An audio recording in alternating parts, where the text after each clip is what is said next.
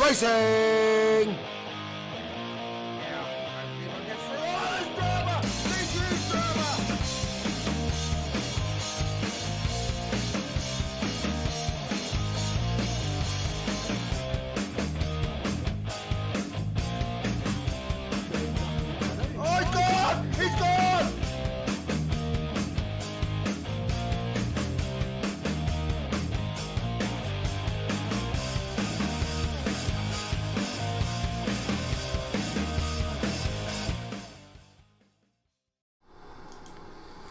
Good evening, one, and good evening, all. I am your host this evening for Sector 1 Sim Racing, Atom, ASR Atom, ex-Redmus Racing driver.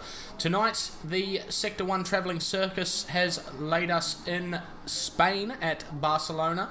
Tonight we'll be racing on the Barcelona-Catalunya racetrack. I'm joined in the box by two fantastic individuals. For race 2 this evening, we will be joined by a fan favourite.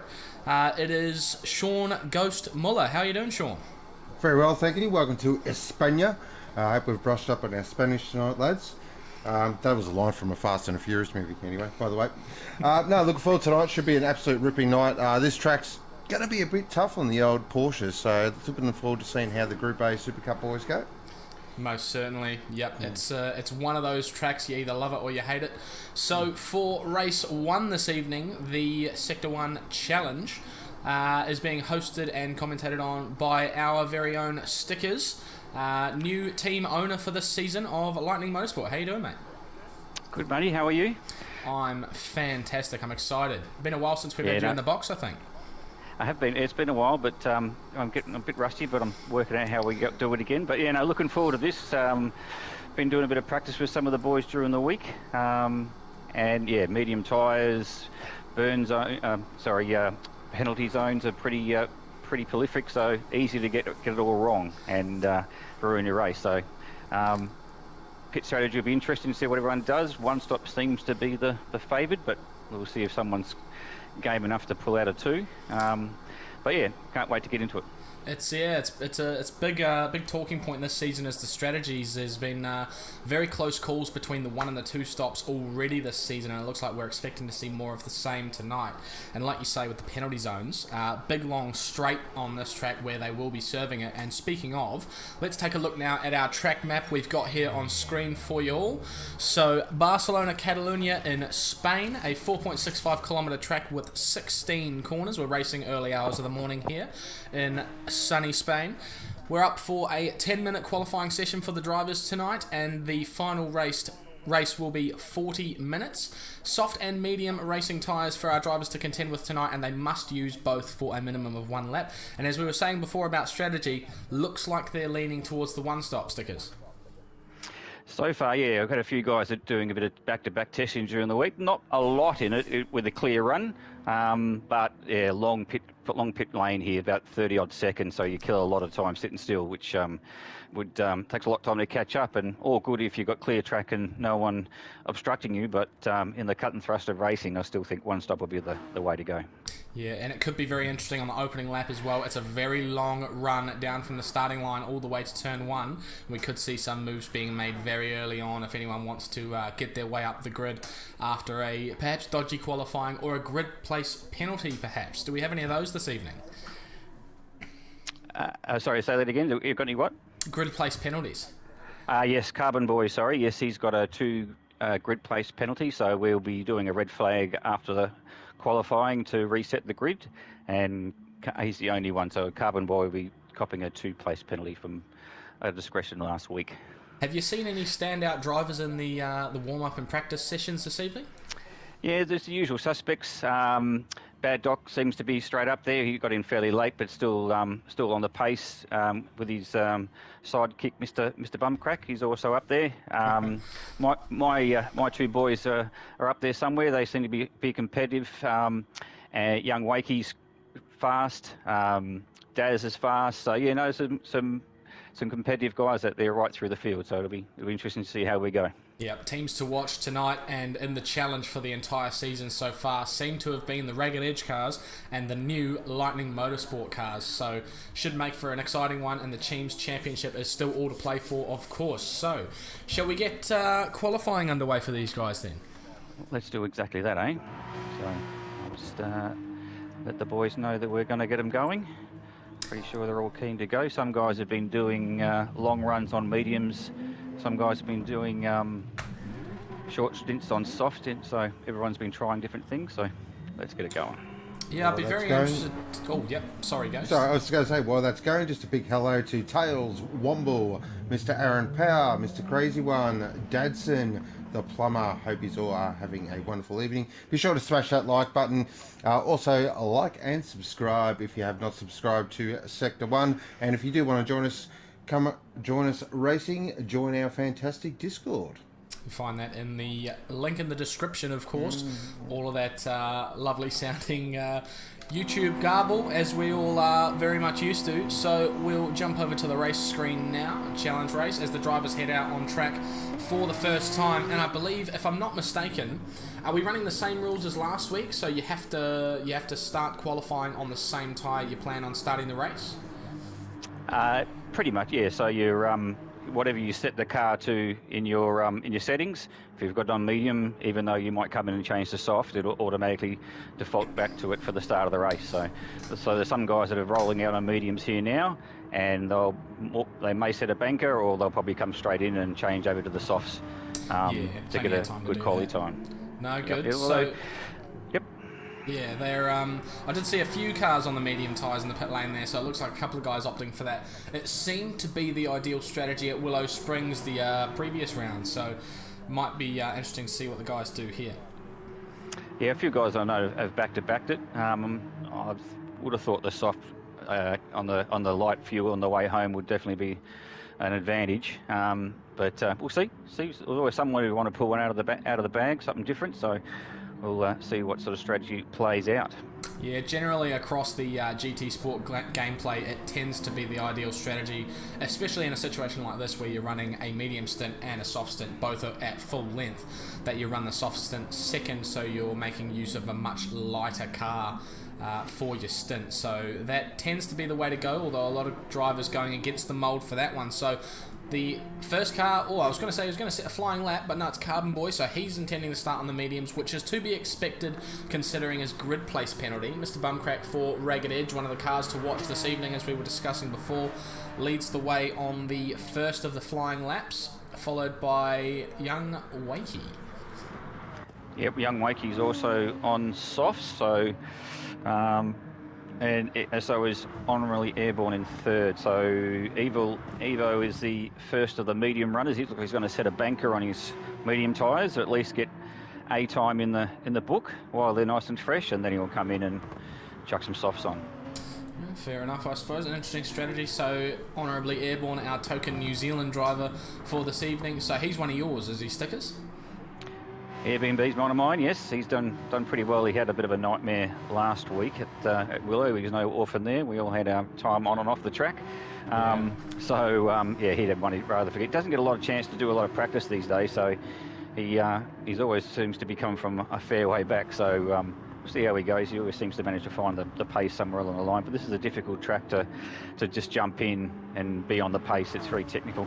Yeah, it's one you either love or you hate it, and there's a lot of drivers out there who do their absolute best to avoid driving at this track. I'm very lucky myself that it's one of the tracks I really enjoy driving.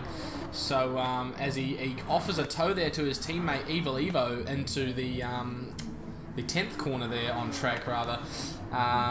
Very handy for Evil Evo up the straight. So that was an interesting bit of teamwork that we get to see there. But a high-level FIFA player as well, honourably airborne. So he spends a lot of time doing that, from what we know. These guys must have watched the Formula 1 qualifying last night. Because the Red Bull boys did the same thing. They gave Max a bit of a slingshot. So it'll be interesting to see what Evil's first lap time, see if he managed to get anything from it. Yep, so a couple of 44s being set. Evil Evo with the first 45. Did you say he was on the medium tyres on the first race? He's on the mediums, yep. Okay, so may have to switch himself over fairly soon, get himself some fresh softies. They do have fuel on board for the qualifying session too, don't they? They what? Sorry, have what? Fuel on board.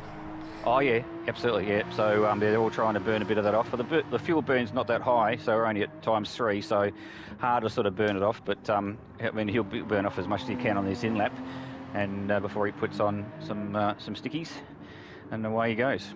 Yep, so a lot of you GT Sport fans out there will know that a lighter car is definitely a much faster car, particularly in this game. So a lot of these guys will be looking to set their fastest lap times at the end of the session, and the early stages is just to set bankers to get themselves either warmed up or to put a bit of fear into the opponents, because if you're on a full tank and you see someone setting a lap time that's faster than the best you've set with an empty tank, it could really throw some shade your way. Just watching a few of the guys, seeing what sort of sectors we're setting, because what have we got? Mr. Bumcrack, is he on an outlap? No, he looks like he's on a lap, so he's just coming up to the... I suspect he may be pitting in this lap, because he did set a flyer. Might be coming in? Yeah. Ah, yep, he'll be on his way in. Dark side will be the same. Everyone will be coming in to get their second set. Yeah, yep. Bad Doc coming through the final chicane as well now. Big sausage curbs on the inside of that chicane too. That could be a big play point for tonight for these drivers. Have we seen any issues there for these guys? Absolutely. That first one, it's either good or it's bad. There's no in between. Either you hit it one way and you get through, but the first one into that chicane before the main straight, the first left-hander, you can't take too much of that. It just wants to either kick it sideways or turn you straight around. So it'll be interesting to see if anyone gets too greedy.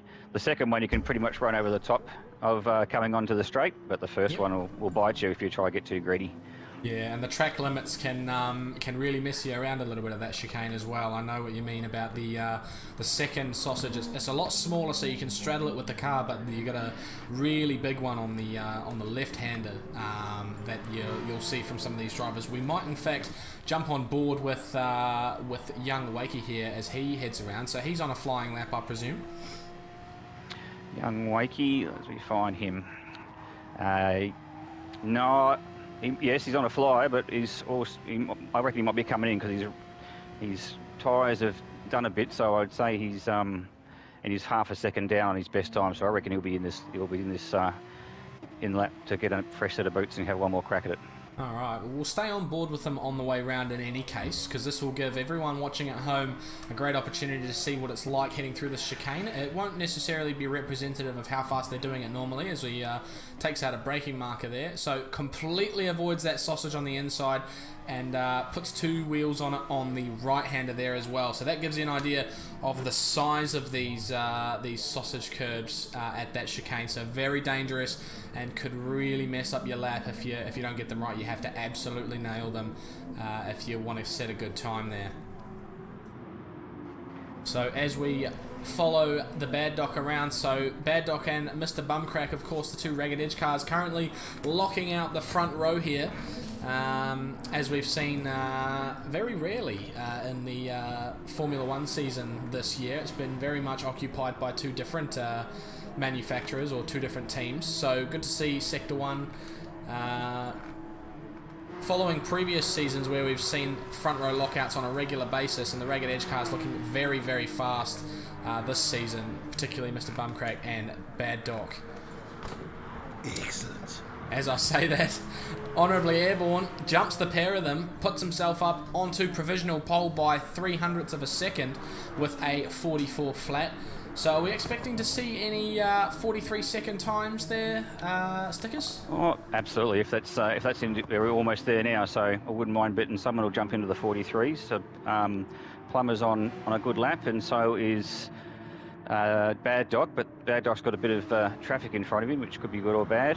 But I'll be keeping an eye on Plummer. He's probably going to be the first one coming up to setting his next fast time. So it looks like we're at the point where the guys can no longer pit anymore to get themselves fresh tyres, as Airborne drives straight into the gravel there, so that writes off any chance of a good final flying lap there. Yeah, no, Plummer's down about 7/10, so he's nowhere in this one, so he'll have to gear up for a last one. Oh wow, I've just seen an issue just for your information, Stickers, we've got a pit glitch for Oh. VF down in P13 there. So it looks like he's having a bit of trouble getting out the pits. I'm not sure if we want to be doing anything about that at this stage. I'll let you deal with that. Maybe confer with race control. 40 seconds to go. All right, I'll check with that. All right, so Bad Doc looking to set a time. He's right behind one of the Lightning Motorsport cars here, so he will get a brief slipstream down the straight, and it looks like he'll have a slipstream leading into his next lap. It looks like it was Airborne there.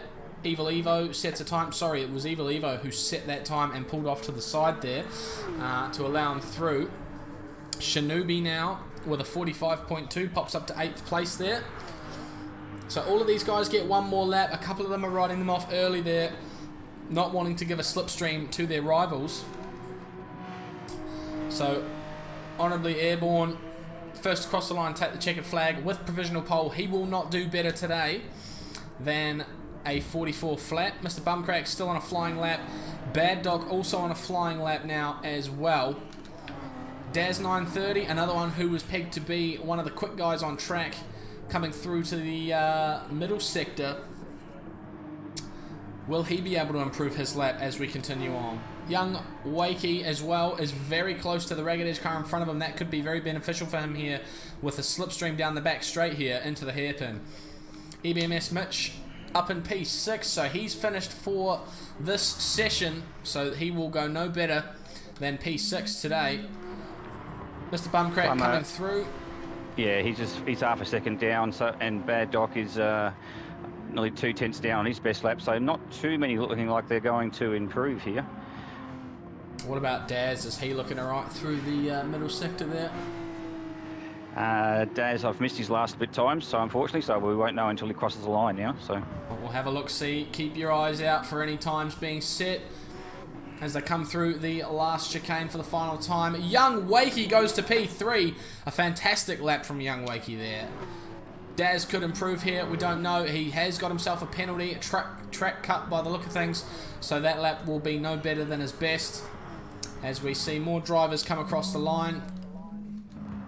Look for anybody who's setting laps, and it looks like, for the most part, a lot of the guys would have pitted at an awkward time during the qualifying session and ended up running 2 flying laps in a row there. So, for the grid starting the race, Airborne takes out pole position here ahead of Mr. Bumcrack from Ragged Edge. So upsetting the apple cart there. So Lightning leads Ragged Edge. Young Wakey splitting the 2 Ragged Edge cars there with Bad Doc in P4, who's looked very fast all season. P5 will be Daz 930. EBMS Mitch in P6 there, so he'll be happy with that qualifying.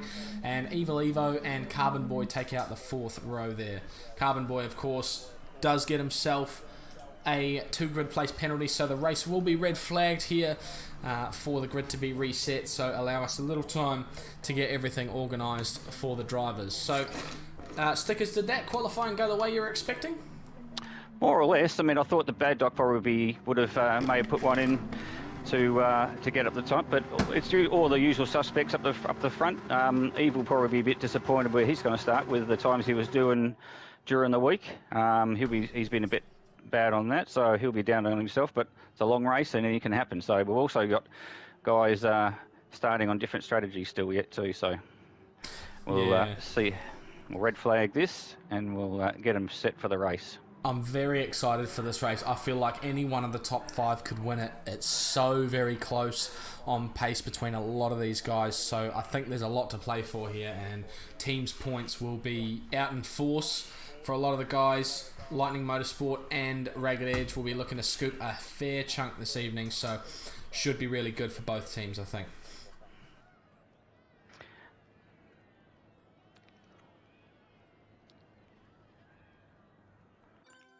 So all drivers are now off track. The grid will be reset.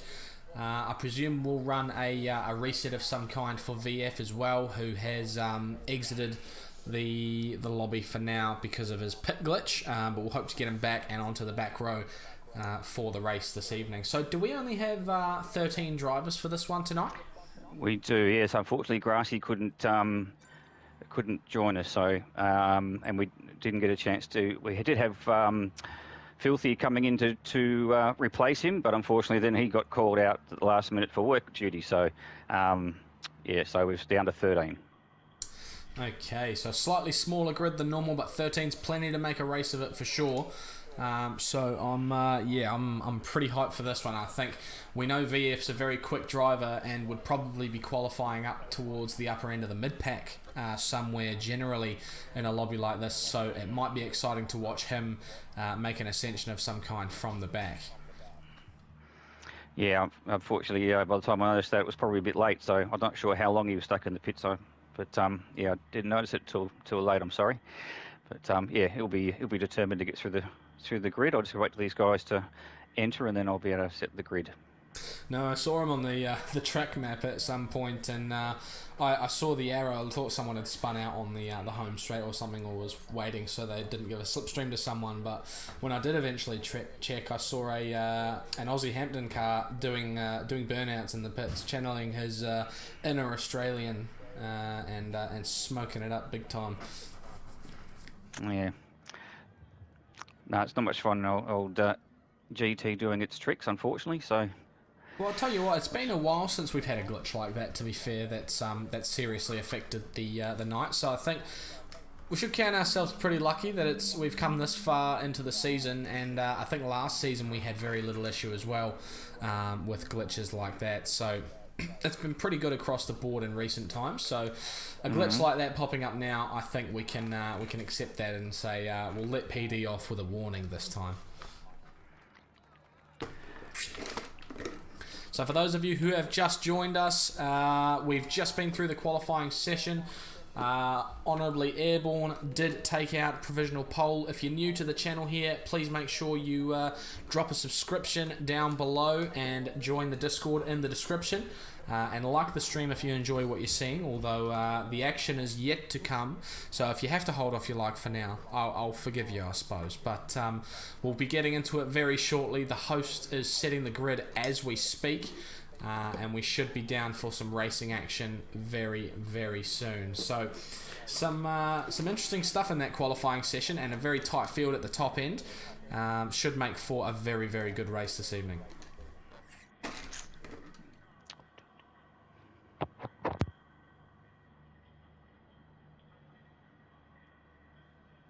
So to refresh everyone on what we're looking at for tonight, we are once again in Spain, as we were discussing previously, at the Catalunya racetrack, a circuit steeped in history. It had some recent changes, of course, as some of you will know, including a final chicane that we don't actually have on our track map there, but it is included. So an extra 2 turns for our drivers in this particular race.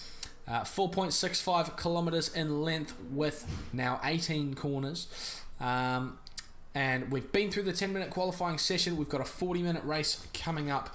And we were discussing a little bit before about the soft and medium racing tyres for our drivers this evening. So both must be used by all drivers for at least 1 lap. Generally across the board, it looks like the go-to strategy is a single stop. 1 pit stop for fuel and for tyres. We do, of course, have fuel management as a requirement for these drivers as well. But generally the 1 stop seems to be the go-to strategy for these guys. Some of them have been trying out the 2 stop strategy, so 2 stints on the soft tyres, making use of them while they're in their best condition, and running a shorter stint on the mediums to see if they can make up the time of the pit stop on track. Okay, we should be ready to rock and roll. Alright, let's get our drivers underway then for round number 3 of the Sector 1 Championship season number 5 here in Spain at Barcelona. Exciting times for these guys. You see there the massive grandstand full of digital people, of course. So, Honourably Airborne leads the way on pole position there, ahead of the Ragged Edge car of Mr. Bumcrack. Wakey and Darkside take out the second row. So, 2 Ragged Edge cars right up the top of the field. So our first 2 runners are on softs. Our next 2 are on mediums. Alright, so Bit of a strategy change for the guys here. So Wakey and Darkside starting on the medium tyres. So looks like the teammates of Ragged Edge not looking to stick together too much for this one. So a clean start from all of our drivers here at the Spanish circuit as we head down towards turn 1. Airborne covers off the inside from Bad Doc behind, or is that Bumcrack? Wakey looking around the outside. They're nearly 3 wide through the first set of corners. There's a couple of guys with a couple of wheels on the AstroTurf there as they head through, and Airborne has absolutely streaked away here. He's pulled out over 7/10 of a gap. Fantastic job there from the Lightning Motorsport drivers. You can see his teammate in the background there behind the 2 Ragged Edge racing cars. So those are the teams to watch out for. We've talked about it already. The Lightning Motorsport guys and the Ragged Edge cars. Young Wakey in the mix as well. Looking really good. So we've got 2 soft runners out the front in the form of Airborne and Bumcrack. And Wakey and Bad Doc behind. There's an incident in the back for Evil Evo. Got a little bit sideways there. I don't think he lost position though. He still sits P6. No. He's all right. So, our front 2 runners on soft, so they need to get up and get away. And Wakey's also on soft, so our top 3 runners are all on softs. And so is the Bad Doc. So top 4, first of the medium runners is Daz in 5th. So our top 4 runners really got to make hay while the sun shines. They've put their eggs in this basket, and they've luckily got a good enough start that they're out in front and ahead of the medium runners. And they really need to bolt now and see if they can get a gap on these guys. Yep. Daz is looking like he's in a really good position, especially if he gets a good slipstream down this home straight. So on board with Bumcrack now. As we look back from the car, Honourably Airborne has skipped away big time. So he's done exactly what he needs to do here on that soft tyre. Pulled out a decent gap here to the Ragged Edge car behind his closest rival in Mr. Bumcrack. Wakey is coming under threat from Bad Doc behind. Is he going to go for a move here at turn 1? He looks to the inside, pulls out of it last second and allows Wakey to have the line back. Evil Evo just passed Daz for 5th position off the end of the straight as well. So he's now the front runner of the medium tyre brigade. Oh, very good. So essentially a net lead change there for the medium drivers, I suppose. Yeah, well, that's what it's all going to shake out a bit later, but Evil needs to sort of try and hang on to these guys as much as he can, and then maybe get an advantage in the second part of the race. So it'll be interesting to see how it all shakes out. The soft guys really do need to push on, and there's a fine line between pushing on and wearing them out, though. So, and you've got to try and save fuel, and there's all things going on in your head. So it'll be interesting to see how it shakes out. That's very true. You can see a pronounceable gap between Darkside and Evil Evo now. 2 seconds between them. So the battle for the top step of the medium train is in full force at the moment.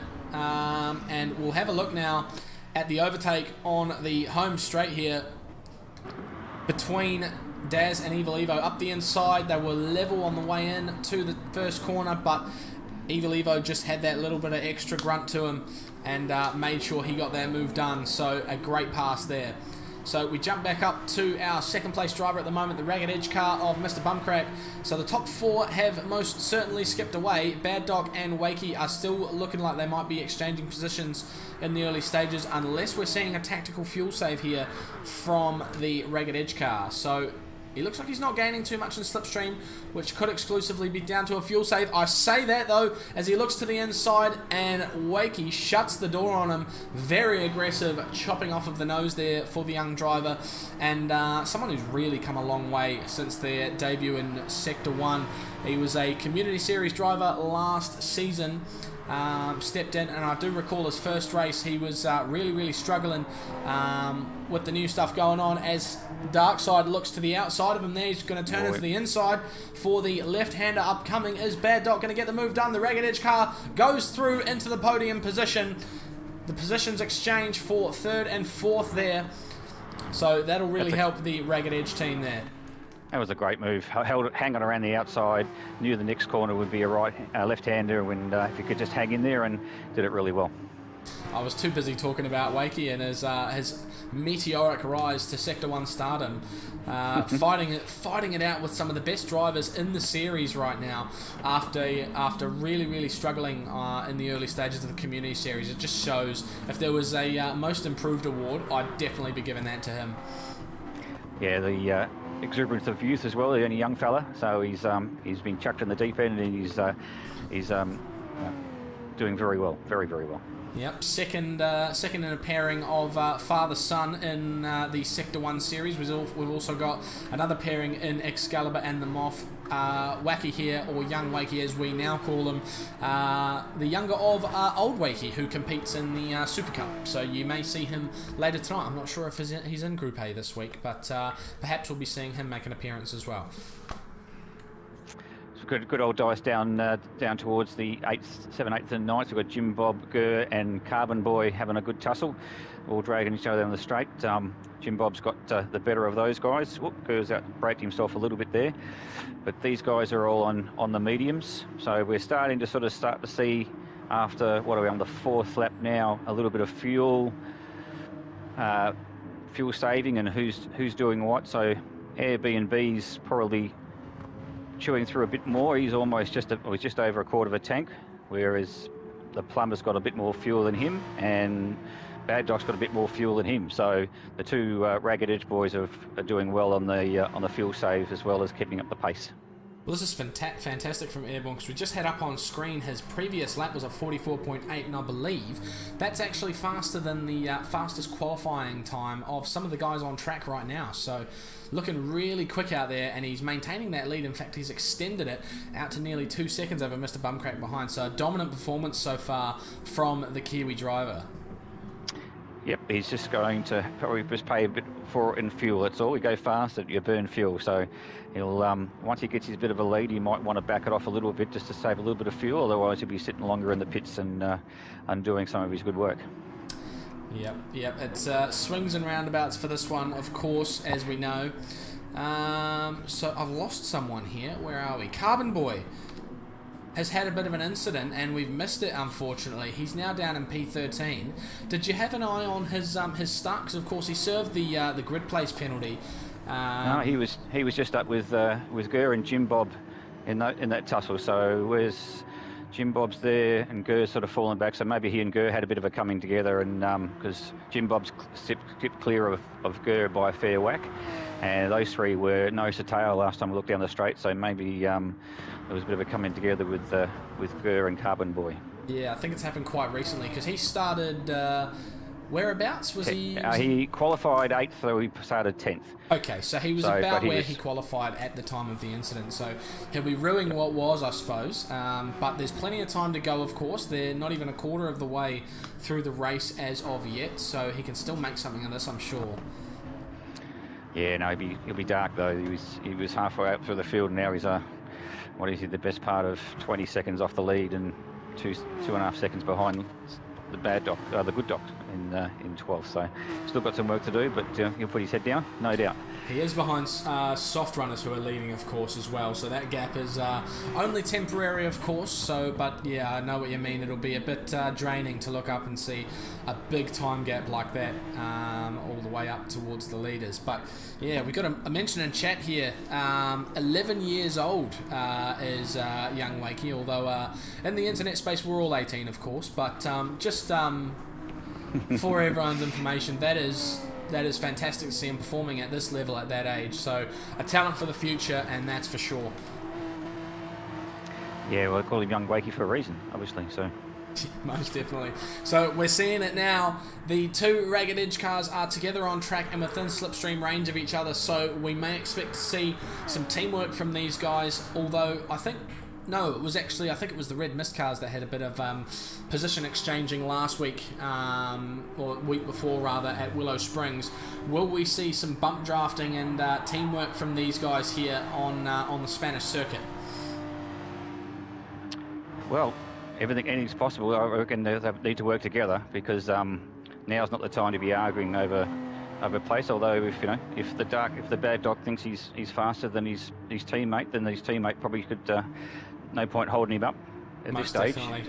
Just let him go and tag along and work together as best you can. So, but I wouldn't mind betting Bad Doc would be happy to sit there, because he'll get a nice tow around, save some fuel, worry about it for the second half of the race. And that's what you want in your teammates as well. You want one of those guys who insists on leading at all times and is prepared to push all the time, and one guy who is perfectly happy sitting in the slipstream behind and looking after the tyres, the fuel, and all sorts. So if that's a combination that they've got on here for these guys, as we see young Wakey there serving a penalty. So he's picked up a penalty at some point there, and he's had to burn it on the back straight, and that has really put him off the back of these guys. So as he comes through the final sector, he is now over 2 seconds behind the two Ragged Edge cars. So as the final running soft car, he's looking like he's lost a bit of time there. So hopefully he can put together a good couple of laps before he pits in for his medium tyres. How long are we expecting to see these guys on track with soft tyres for? Well, most of the split during the week seem to be about 10 laps for your softs and 12 to 13 laps for your mediums. So it'll be interesting to see how far you can push them. It's pretty much you just got a time you got to work to. If they fall off the cliff, then you may as well pick, because you're just flogging a dead horse. So on the tyre wear side of things, Airbnb's the left-hand side of the car really cops it here. So his left hand's about a quarter done. Mr. Plummer's about the same, and Bad Doc's got tyres are actually noticeably better, and also is saving more fuel than the Plummer in front of him. So the Bad Doc, as I suspected, he's quite happy to sit there for now, look after his tyres, look after his fuel, make his move in the second half of the race. Yeah, he's most certainly doing what he needs to do, and actually I just realised as well, the gap to Airborne has come down significantly in the last couple of laps. It's now down by a second from what it was before. It was nearly 2.5 before, so it looks like Airborne's struggling a little bit here towards the back end of the stint. Yeah, his last 2 laps have been 45, and he dropped 9/10 between lap 5 and lap 6. So he had a bad lap 6, so 9/10 of a second is a lot in one lap. So that's probably where that time's gone. But they're not in slipstream range yet. About 7/10 is slipstream, so not quite there yet. But he wouldn't want to let him get into within slipstream, and then he's undone all his hard work. Well, this would be really good here, I think, for Bad Doc, because if he keeps going as he is and saving fuel and looking after his tyres, he could be really on to win this race, because obviously Plummer is pulling him right up to the back of Airborne here. They're gaining down the straight too here. You can see the delta coming down, albeit slowly, but Plummer is pulling his teammate along all the way to Airborne, and the Bad Dog, of course, is just sitting there saving fuel, saving tyre, looking after the car. So when the pit stops come around, he may get the jump on both the drivers in front of him instead of just the one. Yeah, of the top 5, Bad Dog's definitely got the best fuel save going at the moment. So we are heading to lap 8, so another couple of laps yet. Well, here we go. It's a position change, and Mr. Bumcrack definitely very much let that happen. So he stayed to the outside. He lifted early as well as soon as he saw what Bad Doc was after. So now Bad Doc gets himself into P2, loses minimal time to Airborne in front. The gap's now out to 1.4, but I suspect we'll see that come down leading up to the pit stops. Might only be a couple of laps to go for these guys before they start thinking of coming in. Yep, I reckon around lap 10, end of lap 10, the soft guys the tyres will have had enough, and you'll be quicker on a fresh set of mediums. So the mediums, you said we're looking about 12 or 13 laps overall. Is that because that's the limit of their life, or is that because that's all that's left after you use all of the softs? So most of the guys, like I said, who have started on mediums, they'll probably run to lap 12, end of lap 12, 13, something like that. We look like about a 23 lap race for the 40 minutes, so just past halfway for the medium, so it'll be just before halfway for the soft guys. So it looks like about 12 to 13 laps on the mediums and about 10 to 11 laps on the softs. But it all depends on how hard you're pushing and how we got our first one in already. It's happening now. First 2 in. Yep. Wakey with a good fuel save there over Airborne behind, or ahead rather. 55 litres left. It's not going to be enough to get either of them home, but it's a good showing for both of them. So I presume Bad Doc and Bumcrack are both hovering around the 50 litre mark as well for their fuel. Yeah, Plummer's probably just above half, and Bad Doc's just below 2/3. So he's got a substantial saving, probably a good 3 or 4 kilos over the Plummer. So it'll be interesting to see how long these guys hang out there now that these guys have pitted. They're a bit in a lap or so earlier than I would have thought, but so it'd be interesting to see if these guys pull in now. We'll try and squeeze one more out of the softs, because even the worn softs, if you've looked after them and they're all right, they're still faster than a half-worn medium. So you can, your overall lap time will be better on if you hang on to the softs as long as you can. Yeah, it's about finding that balance of where the softs fall off a cliff and where the mediums become faster than the soft tyre. So yeah, they must be hovering about that 9 or 10 lap range for the soft tyres. So someone we haven't talked about too much is Evil Evo. So leading the way for the medium runners at the moment with a healthy gap to Daz and P4 there. So yeah, he's had a good race so far. Yeah, just to give you an idea, his last lap was a 46.9 versus Plummer was on a 47.3. So he's just, like we said, just starting to get to the point now where the mediums are, the softs are starting to fall off the edge. And so it will be interesting to sort of see how much they're going around again.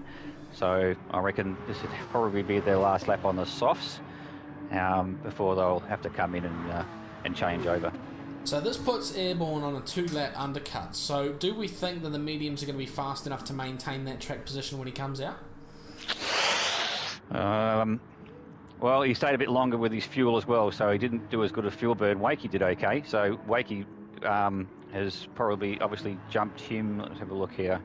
No, he hasn't, so he's still behind him. So he's 3 seconds behind, yeah, but I think that's a little bit closer than he was before the stop. Yep. So he's just starting his, his first flying lap since he's pitted. So we'll see what his lap time is on this one. But I think you'll find that, in my experience during the week, starting medium and going soft is definitely the way to go. But we'll see. They've got a fair lead over the medium guys. So the guys that are changing over to the softs now will still have to hunt them down and still have to get the job done. It's one thing to catch, another thing to pass. Yep, famous words. Have we seen whether VF's made his first stop of the race? Let me have a look. I don't think he has. I think those two are the only one, unless he's just come in. No, he hasn't come in yet. No, he's obviously had an issue because he's 11 seconds off the back of the field. So he must have had an issue somewhere. So yeah, he hasn't having a pitted bit of a at all. hard night for VF today. He's had a glitch in qualifying that's really put him off it, and now he's having a bit of a struggle in the race as well. So a big shame. Carbon Boy looks like he's made up a couple of positions here. So I think on track he's 2 up from where we last saw him, which was P13. He's now ahead of Good Doc and VF, who is currently on track as well. So Plummer's in and Bad Doc's gone around again. So these guys are splitting their strategy a little bit. Bad Doc, obviously, like I said, he'd been looking after his tyres a lot better. So he's still, his last lap was a 46.8. So versus Evil's last lap was a 48.2. He's under pressure now from Daz. So he and Daz have obviously had a bit of a scrap, which has slowed them both down because he's lost nearly a second a lap there. So the Bad Doc's been looking after his tyre as well, so he's going to hang out there as long as he possibly can on him, and that'll stand him in good stead for that second part of the race. So just to update everyone on where we are with the current stoppers, we just saw on screen Airborne was, he caught up to Good Doc on Good Doc's in-lap there. So Good Doc was on his way into the pits, and we can't really tell, but we suspect maybe that Airborne may have been held up a little bit, so that may have affected his undercut that he's currently got going on. So Bad Doc's gone for an extended stint on the soft tyres. He's very nearly halfway through the race, so his medium stint's going to be quite short compared to the rest of the guys. But the question is, has he taken the soft tyres too far? Has he done too much? And he's currently 10 seconds clear of Evil Evo behind, who will take the lead when Darkside pits this lap, as we expect him to do. 11 laps on the softs. He's gone a very long way, hasn't he? He has. He's done well. His left side of the car's looking pretty sad now. Especially his left rear.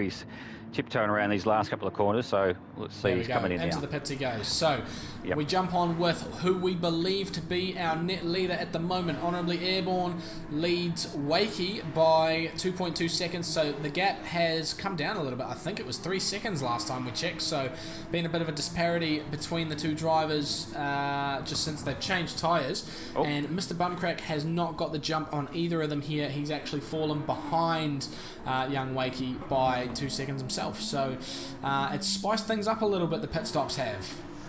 It has, and it feels interesting too. So it'll be interesting to sort of see who's pressed the go button a little bit too quick, and maybe not grabbed enough fuel. And there we go. Bad Doc's on the way out the pits. It looks like he's going to get the jump on young Wakey. He does.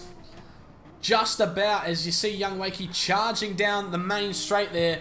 Bad Doc gets track position ahead of the youngster, but he's not going to take it. Lying down is young Wakey in the Revolution race gear car. He's all over the rear bumper of Bad Doc, and we know, of course, a lot of us will understand the cold tyres of the Gran Turismo physics. Or as the young Wakey looks up the inside, a little bit ambitious, may have been a little bit of contact there that forced Bad Doc wide, but he still fights it none the same side by side into the left-hander, and young Wakey yields and they settle back in. I say that, he's gone for a cutback again. It just does not stop for these guys. He's on the inside as they head up towards the uphill left-hander. They slot back into line astern again. So a lot of fighting on the outlap for Bad Dog on those cold tyres, whereas young Wakey's got tyres that are already well and truly up to temperature here. So great battle there between those guys. Yeah, I think Bad Doc would be clean, although Wakey's going to go for a dive onto the brakes. Looking at it again, he's not waiting around as young Wakey. That's a fantastic move up the inside. It's beautiful. And now this would be really annoying Bad Doc, because he needed to sort of to have a chance to catch Honorary Airborne. I think he needed to clear Wakey. I think he's got the pace on him, but Wakey's having none of it. Good on him. He's fighting tooth and nail for his spot. Yep, I think he's got the right level of selfishness in this race right now. When you need track position, you need it. And look at that, he's pulled out nearly a second on Bad Doc now as well. Bad Doc's really feeling it here on these medium tyres by the look of things. Yeah, no, it takes a bit of getting used to after running around the softs, and all of a sudden the car doesn't turn nice, and you can't get on the power as quick, you can't brake as late. So it does take a lap or two to sort of find your feet again on the mediums. So the upshot of that, all that battling, is now Airborne has pulled a slightly bigger gap than he had before as he runs into the Astro there ahead of Carbon Boy. Does he have dirty tyres on the way into the right-hander? Does he go a little bit deep? It looks like he's got it stopped. He's got himself a half-second penalty, though. That's going to affect him big time. Carbon Boy's still having a look up the inside there, so Airborne's struggling on this lap as well. I was about to say, that little battle had really helped Airborne to pull out a much bigger gap than he already had, but the gap's already closed down since then, and now he's got a penalty as well. So this fight for P1 is all on here.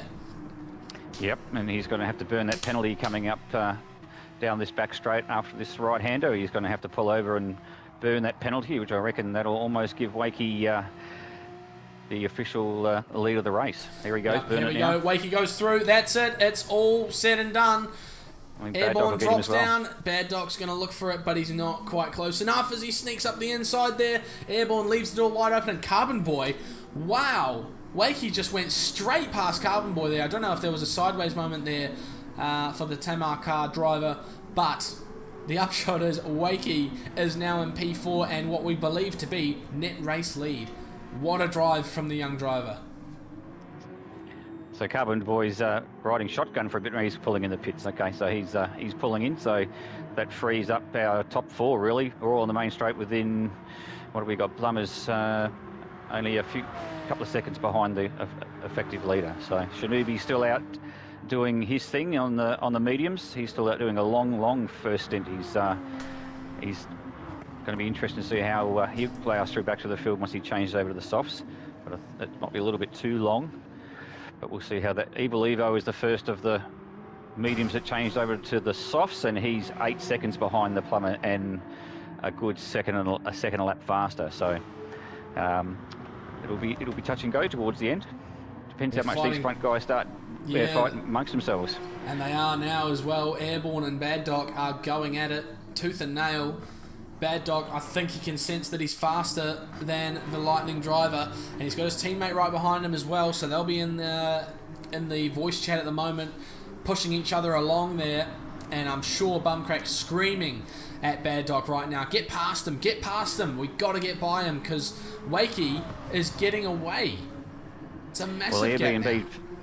We've got to remember he pitted it first of all, so he's 2 or 3 laps into this set of tyres, whereas the Bad Dog's fresh as. So Wakey'd be loving this, watching this in the rear vision mirror. Yeah. He'd be thinking, fight boys, you guys keep on fighting, thanks very much, I'll disappear. And more of the same as well. Bad Dog looked to the outside of the hairpin.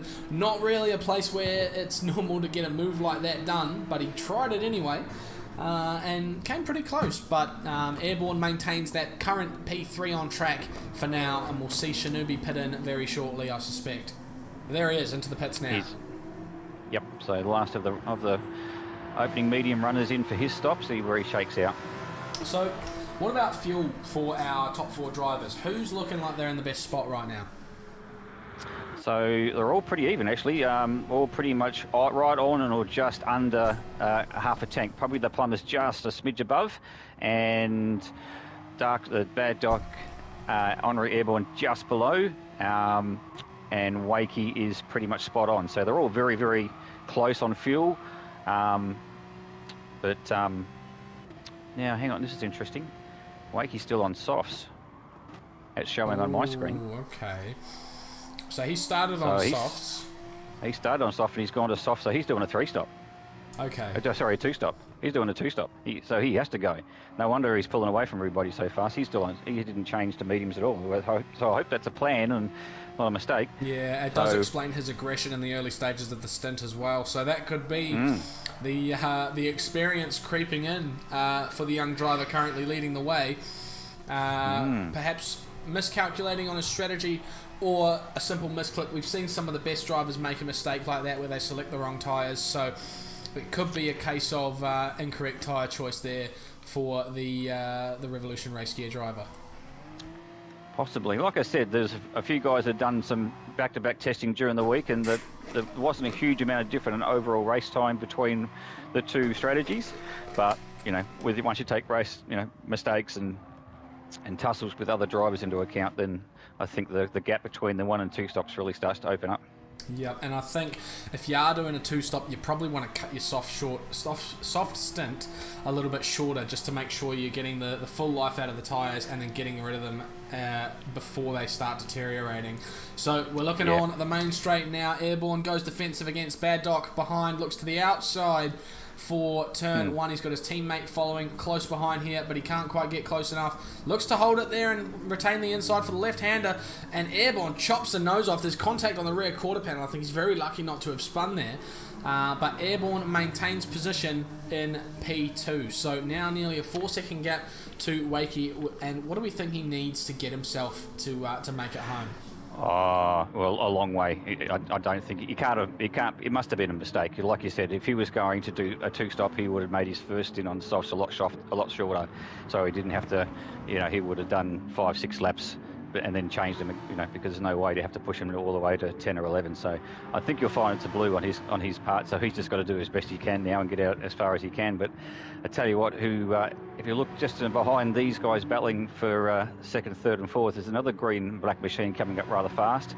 He's only now 4 seconds off the back of the Plumber. So Evil Evo is coming, and he's coming fast. And they're fighting it out too, because Bad Doc and Airborne cannot sort this out for P2 here. So this could really lend Evil Evo a big shout. So you must be stoked about this, mate. I'm not looking at that at all. I'm just trying to look at the race from an objective point of view. But I will say at the moment he's lapping about a second lap faster than the 3 guys arguing in front. So he is coming, and he's coming fast. And so if Airborne can hold him up for a bit longer, we'll have a 4-way tussle for the lead fairly quickly. Yep, this is shaping up to be something really crazy here, and it looks like, was that a second that he pulled out there? When you first mentioned that, was it 4 seconds the gap? It was 10 seconds when he when he first came out. It was 7 the first time I looked, and now it's down to 3. His last lap was a 44. Or we got a 44.7 versus a 47.4 for the plumber. So yeah, they're making a lot of mistakes up there. So Daz 930 as well, who was very much with Evil Evo for a long time in the first stint, he's now 9 seconds behind. So has he had a bit of trouble there as well? Bad Docs have another look at Airborne there. They're still having plenty of rubbing going on, plenty of rubbing racing is going on there. So, but so far all clean.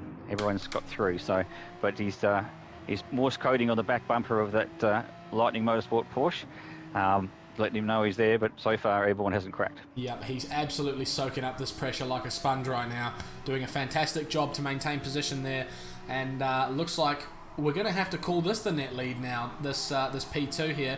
Bad Doc's got the overspeed onto the back straight. He's going to look to the outside, looks to cut back late on, but there's contact on the rear bumper. Can't get it done.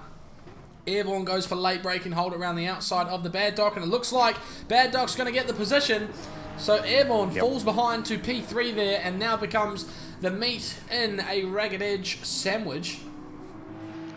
Yeah, those tyres are starting to look a bit used now, that coming in 2 or 3 laps before the ragged edge boys are starting to come home to roost. So, Evil Evo is just arriving on the scene. He's so right there now, isn't he? So Bad Doc needs to clear off, and probably the plumber needs to ride shotgun.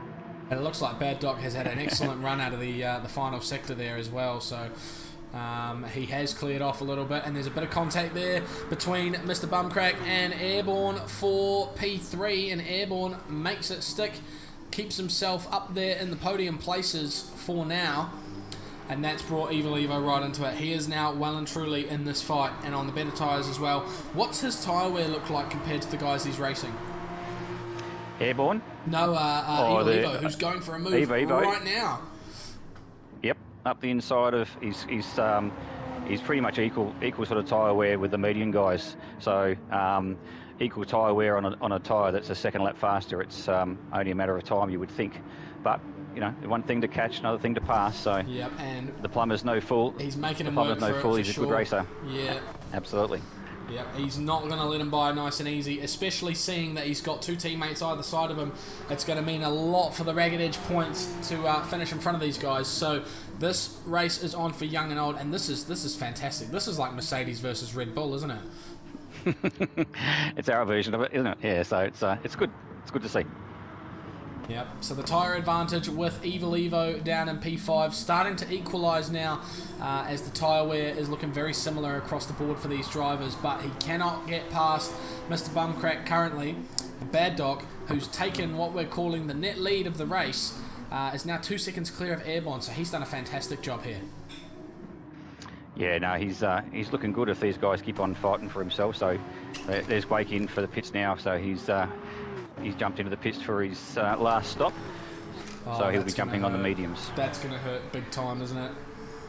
Yeah, it's pretty much going to drop him probably down to at least 6th or 7th place. He was certainly in with a chance at the podium in this race, most definitely.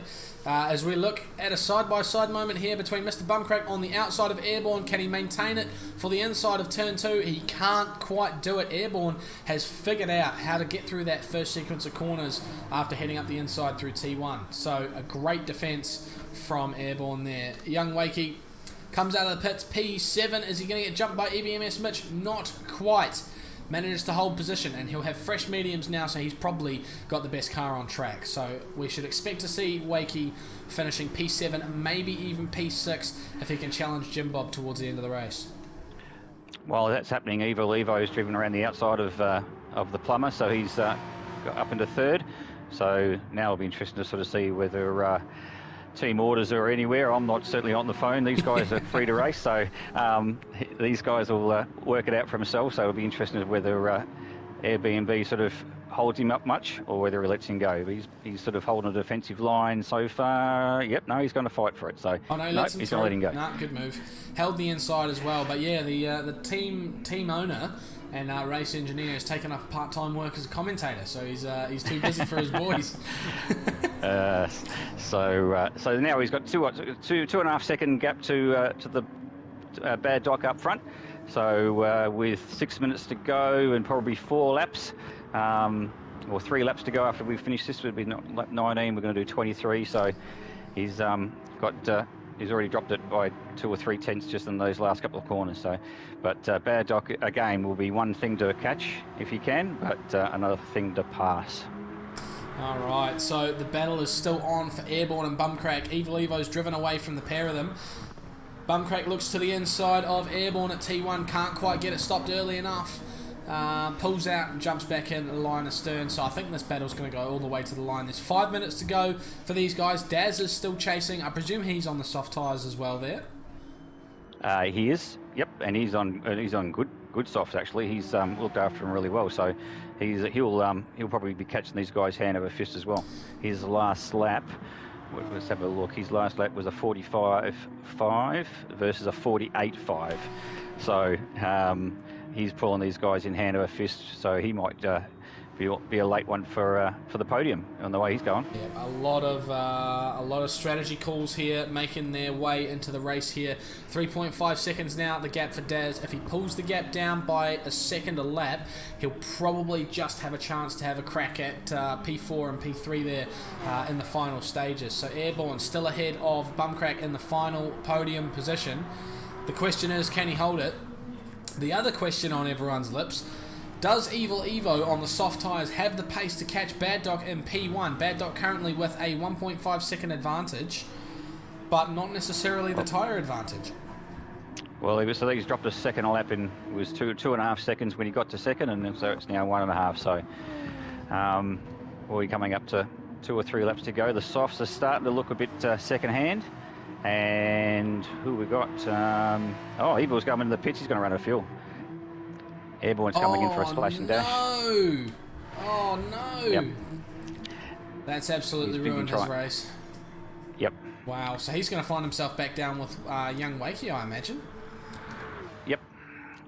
Yeah. No, he hasn't. I think that's the price you pay for not really doing the laps during the week. You just don't have that sort of feel for strategy and fuel measuring, but yeah, that's a shame. But good for the Ragged Edge boys, because now they're running first and third. Yeah, they'll be stoked with that one. So he does change his tyres as well, pops in a little bit of fuel, 6 litres to be precise, comes out of the pits in P11, so that's, P10, so that's really hurt him there. And for reference, young Wakey's popped up into P6 here, ahead of Carbon Boy by 7 seconds, and now with a chance to have a crack at Jim Bob as well. So he's on the medium tyres, of course, but they'll be a lot fresher than Jim Bob's up there. So it looks like we've had 2 pit disasters this race. Yeah, it's a few of them have got some stories to tell. The other thing that Airbnb will probably be going for is the fastest lap of the race on this last, with a little bit of fuel and fresh set of softs. So you'll get it going for the extra points for the fastest lap of the race. Yeah, good strategy. Got a good paddle here going with Carbon Boy in 7th, Shinobi in 8th, and Gur in 9th. Those guys are closing up. They're all on the soft tyre. Carbon Boy's got by far the best tyres, and they've all got enough fuel to make it to home. So they're going to dice it out towards the end. Meanwhile, at the front, the gap's down to 1.2 between the Bad Doc and Evil Evo. So the Evil Evo is now on the light. So he's on the red light. So he might not have the fuel. Although so is the Bad Doc. They're both on the light. So both in the same position fuel. And look at Daz. Daz has caught the plumber. Yep, and we've just had a look at the a replay as well of a position change for young Wakey and Jim Bob. Jim Bob got himself a penalty and served it on the back straight, allowing Wakey through to P5. So an awesome recovery for the Revolution Race Care driver here. So yes, like you say, Bumcrack and Daz all over each other now. So Daz on the soft tyres, isn't he? Yeah, and last lap was a 47.6 versus a 46.3, and he's already up the inside. Looks to the inside, big turn in from Bumcrack on the outside. There's a lot of contact there, and Daz drops back a little bit there from there. So Evil Evo, that gap stagnated as well at 1.2 seconds. So we saw this gap about the same on the previous lap. So it looks like the softs just don't quite have it left to get that position. No, and they're both, like I say, on the light, so whether it's really just the tyre wear now and the softs are looking a bit sad, and the mediums are only quarter done, so probably I reckon the Bad Doc's done enough to hang on to this one. I think they might have a lap to go here, you know. There's a minute left on the clock. Oh, yeah, no, definitely got another lap to go, but he seems to be holding his own. Oh, no. Plummer's had a run off. And his dad's giving him a clout. I think he might have, because I think he's trying to wait. He's waiting for him. So he dropped right back off. I don't know what happened. Maybe got a replay of that one. I'll grab a replay there. I don't know what happened there. It seems to be almost like a coming together. It was contact. It was contact into the braking zone. So it looks like Daz just made a mess of his braking and went straight into the back of Mr. Bumcrack. So he was redressing. Bumcrack used the runoff to get himself off track. Does he have a penalty at all, Mr. Bumcrack? Nope. I presume not, because generally the algorithm allows for track cuts when you've had contact prior. So these guys are now on their last lap. How's the fuel looking for everyone who's going to make it here? So, like I say, the front two have been on the light for a bit, so they'll be limping home, I think. Plummer's just on the light now, so is Daz on the light, so is Wakey. Jim Bob's not quite on the light yet, and the other guys have already finished. So Shanubi's officially finished 8th, Honorary Airborne got to 9th, Bruce 10th. So those guys have already passed the finish line and finished their race. Oh man, a disastrous finish for Airborne there. We'll come back to that later though. Quick mention to Carbon Boy, who's popped up into P7 after starting P10 after a grid place penalty, as well as being dropped to last on the grid after an incident midway or in the early stages of the race to fight back to 7th. That's a fantastic drive, I think. Yep, because like I say, he felt right back to the edge and then fought back, so he'll be wrapped with that. Absolutely. So it looks like Darkside, Evil Evo's had an incident as well. Yep. Those two will finish first and second. We still got Daz over the back of Plummer, but don't know if he's going to get him into that hairpin. And that was pretty much the last probably passing opportunity. Yeah. As long as the plumber can keep it on the track. Yeah, Daz is very clearly faster at this point, but after that incident, he'll probably feel quite guilty for overtaking if he does at any point in the near future. But of course, coming around the last part, Bad Doc comes across the line to finish first place. He's very happy with that, as is very obvious from the weaving. And Evil Evo takes a solid P2 there, so Ragged Edge won. Lightning Motorsport P2, and a Ragged Edge car also makes it onto the podium in the form of Bumcrack ahead of Daz, and Young Wakey with a resounding P5 with a fantastic drive there. So I don't know if you'd want to give Young Wakey the driver of the day after that pit blunder, but the drive itself was fantastic, wasn't it? He was dicing with the best of them, but yeah, I'm clearly just hit the wrong button to put the wrong tyre on. He probably his heart would have sank when that happened. Did what he could to get the thing, but the Bad Doc probably drove the best calculated race out of them all. Looked after his mediums there at the beginning as best as anybody, saved as much fuel or more fuel than anybody else, and in the end that was the difference. Yeah, Bad Doc is absolutely the guy to beat in the current season. He's really made a name for himself here in the Challenge Series, so very well done from him. So we'll have a look now at the final standings. So Bad Doc takes P1 after completing 23 laps. Evil Evo takes P2 for Lightning Motorsport. So the podium's rounded out by Mr. Bumcrack in the Ragged Edge car. So 2 Ragged Edge cars make the podium. So I think a certain Sean will be absolutely stoked about that one. Woo! Great team points for those guys. And Daz with a great comeback drive as well for P4 there, and Young Wakey, like we were saying, great drive from him too. Yeah, it was a great, interesting race between the two different strategies. It was the first time I've seen someone go out in the softs and that strategy actually work. So that was interesting, and it'll be interesting to sort of see what happens in the next race, whether any of the Category 1 guys, the Super Cup guys, we're watching, and whether it changed their mind on their strategy. Yeah, we saw some mixes of strategy at the last round at Willow Springs. Of course, a very popular man with Sean Ghost in the box, TX3 GDR, popping in with 2 stops at the Willow Springs round, and catching right up to the back of Morgan Davey, of course, in the final stages of that race. It was a really great race to watch. So hopefully more of the same. What, did you get a chance to look at that, Ghost? Did you have a chance to watch that at all? Oh, I certainly did. I thought it was fantastic. It's great drive from the Lightning boys and the Ragged Edge boys. Looks like it's going to be a fantastic teams championship as well, with Ragged Edge and Lightning Motorsport in the combined scenes championship 1 and 2 at the moment. So that result's definitely going to extend both of their positions there in that 1 and 2 position. Have no problem admitting I am definitely being carried by the 3 other Ragged Edge drivers at the moment, which is fine. But at the end of the day, great race. Want to give a shout out definitely to Carbon Boy as well. Thought that was a great race up to P7. Yep, he was off the back there for a while. He was up there and then fell off to the rear, so something obviously happened and to force his way back up to there. That was he'll be wrapped with that. And young Wakey, I believe that's what you put down to a learning experience. Yeah, for sure. I absolutely agree. I think I mentioned it in race. That's experience creeping in, so most definitely one for the future for him. But a fantastic drive nonetheless. Chat, get your driver of the days in the chat for us. We've got one there for Marcus or Bad Doc there.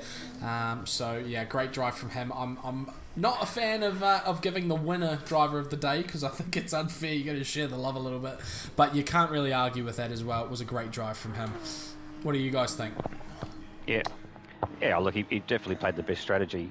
He made the soft thing work, and he saved his tyres and saved his fuel. So, but I think there's a couple of good ones there. Young Wakey to get back to the top 5, top 6 after that stuff up was a good effort. Carbon Boy as well, and Daz as well. He really come on strong with a bit of luck. He might have hit the podium towards the end there, but no, I'll give it to young Wakey. I reckon that he was up there dicing with the best of them for a lot of that, and it was just a bit of a mistake that cost him in the end. Yep, I want to say young Wakey as well. Just a note to the chat as well. Good Doc wants to know if his car made the TV. Yes, it did, most very much. A couple of times, I think, actually. So, yes, you did get a little bit of TV time, mate. Don't you worry. Driver of the day for me, I'm going to have to give it to young Wakey as well. I think that's a fantastic drive. We did see good things from him at Willow Springs as well. But I think this is just, another level that we're seeing to him. To finish 5th after making an extra unnecessary stop, just fantastic. And I hate to wonder what he could have done without having made that mistake, or having perhaps done the correct strategy if that was a deliberate choice as well. We don't know. More for Bad Doc there, one for Womble as well, of course. Some things never change. Love to see it. And yeah, so a couple of guys saying Bad Doc. So I think the general consensus is it will be him. So we will head over to the Super Cup now. Thank you very much, Stickers, for joining me in the commentary box. It's been great having you here, mate. Pleasure, mate. All the best. Alright, so for those of you who have just joined us, we are in Barcelona at the Catalunya Raceway today in Spain. 4.65 kilometre track with 16 corners, although I believe that may be incorrect because that image does not take into account the final chicane. Racing in morning time here. 10-minute qualifying for our drivers tonight. Gets them time for about 3 or 4 flying laps if the challenge is anything to go off, and then a 40-minute race for the guys, and they must use both the soft and medium tyres for at least 1 lap in this race. So the hot tip for the first race was a 1-stop. That was the strategy that won it, and we suspect that we'll see more of the same from the guys in the second race. Ghost joins me in the box for race number 2, back to call the Super Cup once again. A fan favourite. Welcome back, mate. Have you seen anything interesting in practice at all? I have. I've seen a couple of 42s from Mr. GTR and the Cyborg. Kiwi Raikkonen, aka the Aussie Shoemaker, he's very quick at the moment. FSR Corgi as well, in a car that I will speak about when we do get in qualifying and also into the race. Very special black light car there. Diego's been up there as well for Aussie Hampton. He's producing some very nice times, and Speedy Tyres as well. He's one I'm very much going to keep an eye on. He's definitely winning the Practice Start Championship. Apparently that's a thing. I was speaking to some of the drivers earlier today, and they're actually keeping points for it. I don't know why, but yep, cool. And we've had a couple of drivers with some issues at the moment. D-Flow and Corey Hack have had a couple of little technical issues, but hopefully they've done full resets, and hopefully we can get them on track and ready to rock and roll. All right, so we're not far away from getting quali going for these guys. We have given them a 3-minute warning a couple of minutes ago, but yeah, it should be interesting to see how these guys get on. It's good to be back with the big names. The 5-time, of course, or is he 6-time now? 5-time. 6-time, 5-time. He's a lot of times. Multiple. We'll just call him, yeah, we'll just call him lots of time. Lots of time. So, there we go. Yep, Love it. The lots of times champion. The Cyborg, as we all know, will be competing in this race and vying for the top spot. A surprise result last round for Morgan Davey at Willow Springs with a victory. He'll be one to watch out for as well. And of course, TX3 GDR. He's there's no bias in the box for him from Ghost at all, of course. Absolutely none whatsoever. we love the drivers all equally, of course. So yeah, it should make for a really interesting race, I think. The Super 5 or the Super 6 or whatever you want to say, they're in and they're looking pretty good. Has there been any expression of who does and does not like the track here, Sean? Yeah, there has been. There was some couple of words that I definitely can't repeat on stream about the chicane. They've decided to rename it. Let's just say FFC. We'll use that abbreviation. You can work that out for yourself, gentlemen. Yeah, so yeah, definitely a few drivers are not very impressed with this track at all, but hopefully it all. Oh God, looks like we've got some GT things. Yeah, so 2 times in one night. So our luck couldn't quite hold out. So it looks like we've got a bit of a pit glitch going on. But some of the guys are getting out of the pits now. I see just quietly while we're watching. But I think most of them are still going. So we might have to do a time of day change or something to get these guys reset. But in the meantime, we haven't actually got the points for the team's championship or the drivers' championship available at the moment. But I believe we've got a very close group up the top 3 there between GDR, Cyborg and Morgan Davey, of course, after his win at Willow Springs. Well, actually, so leading the championship at the moment is FSR Corgi on tied points with GTR. Coming in third is Morgan, who is 6 points behind on 49 points. The Cyborg there in 4th position. That's right, 4th position on 39 points. And the Muffin Man. Yes, the Muffin Man. They're in 5th position. So it's quite a close championship. Still planning to play out. We're only 3 rounds in a 7-round championship. 7 rounds? Yeah, we'll go with that. So in terms of the team's championship, it is Ragged Edge leading the way from Lucky's Lawn Care Racing and Blacklight Motorsport there in 3rd. And as I was mentioned before, the combined teams championship, Ragged Edge, Lightning and D's currently the 3. And I've got my inbox absolutely lining up at the moment, so I will get you to just talk amongst yourselves for a moment. Yep, we'll come back to Sean in a minute after we suss out what's going on with the qualifying. We are going to proceed as though qualifying is counting as it is.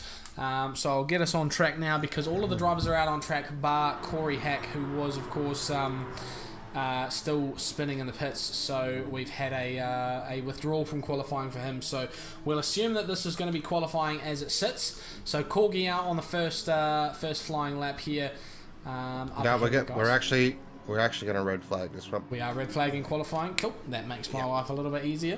I wanted to point out, I do recall in the early stages of the community series, we were talking a little bit about FSR Kiwi Raikkonen just before, who's made a big name for himself up the front of the pack in Group A here.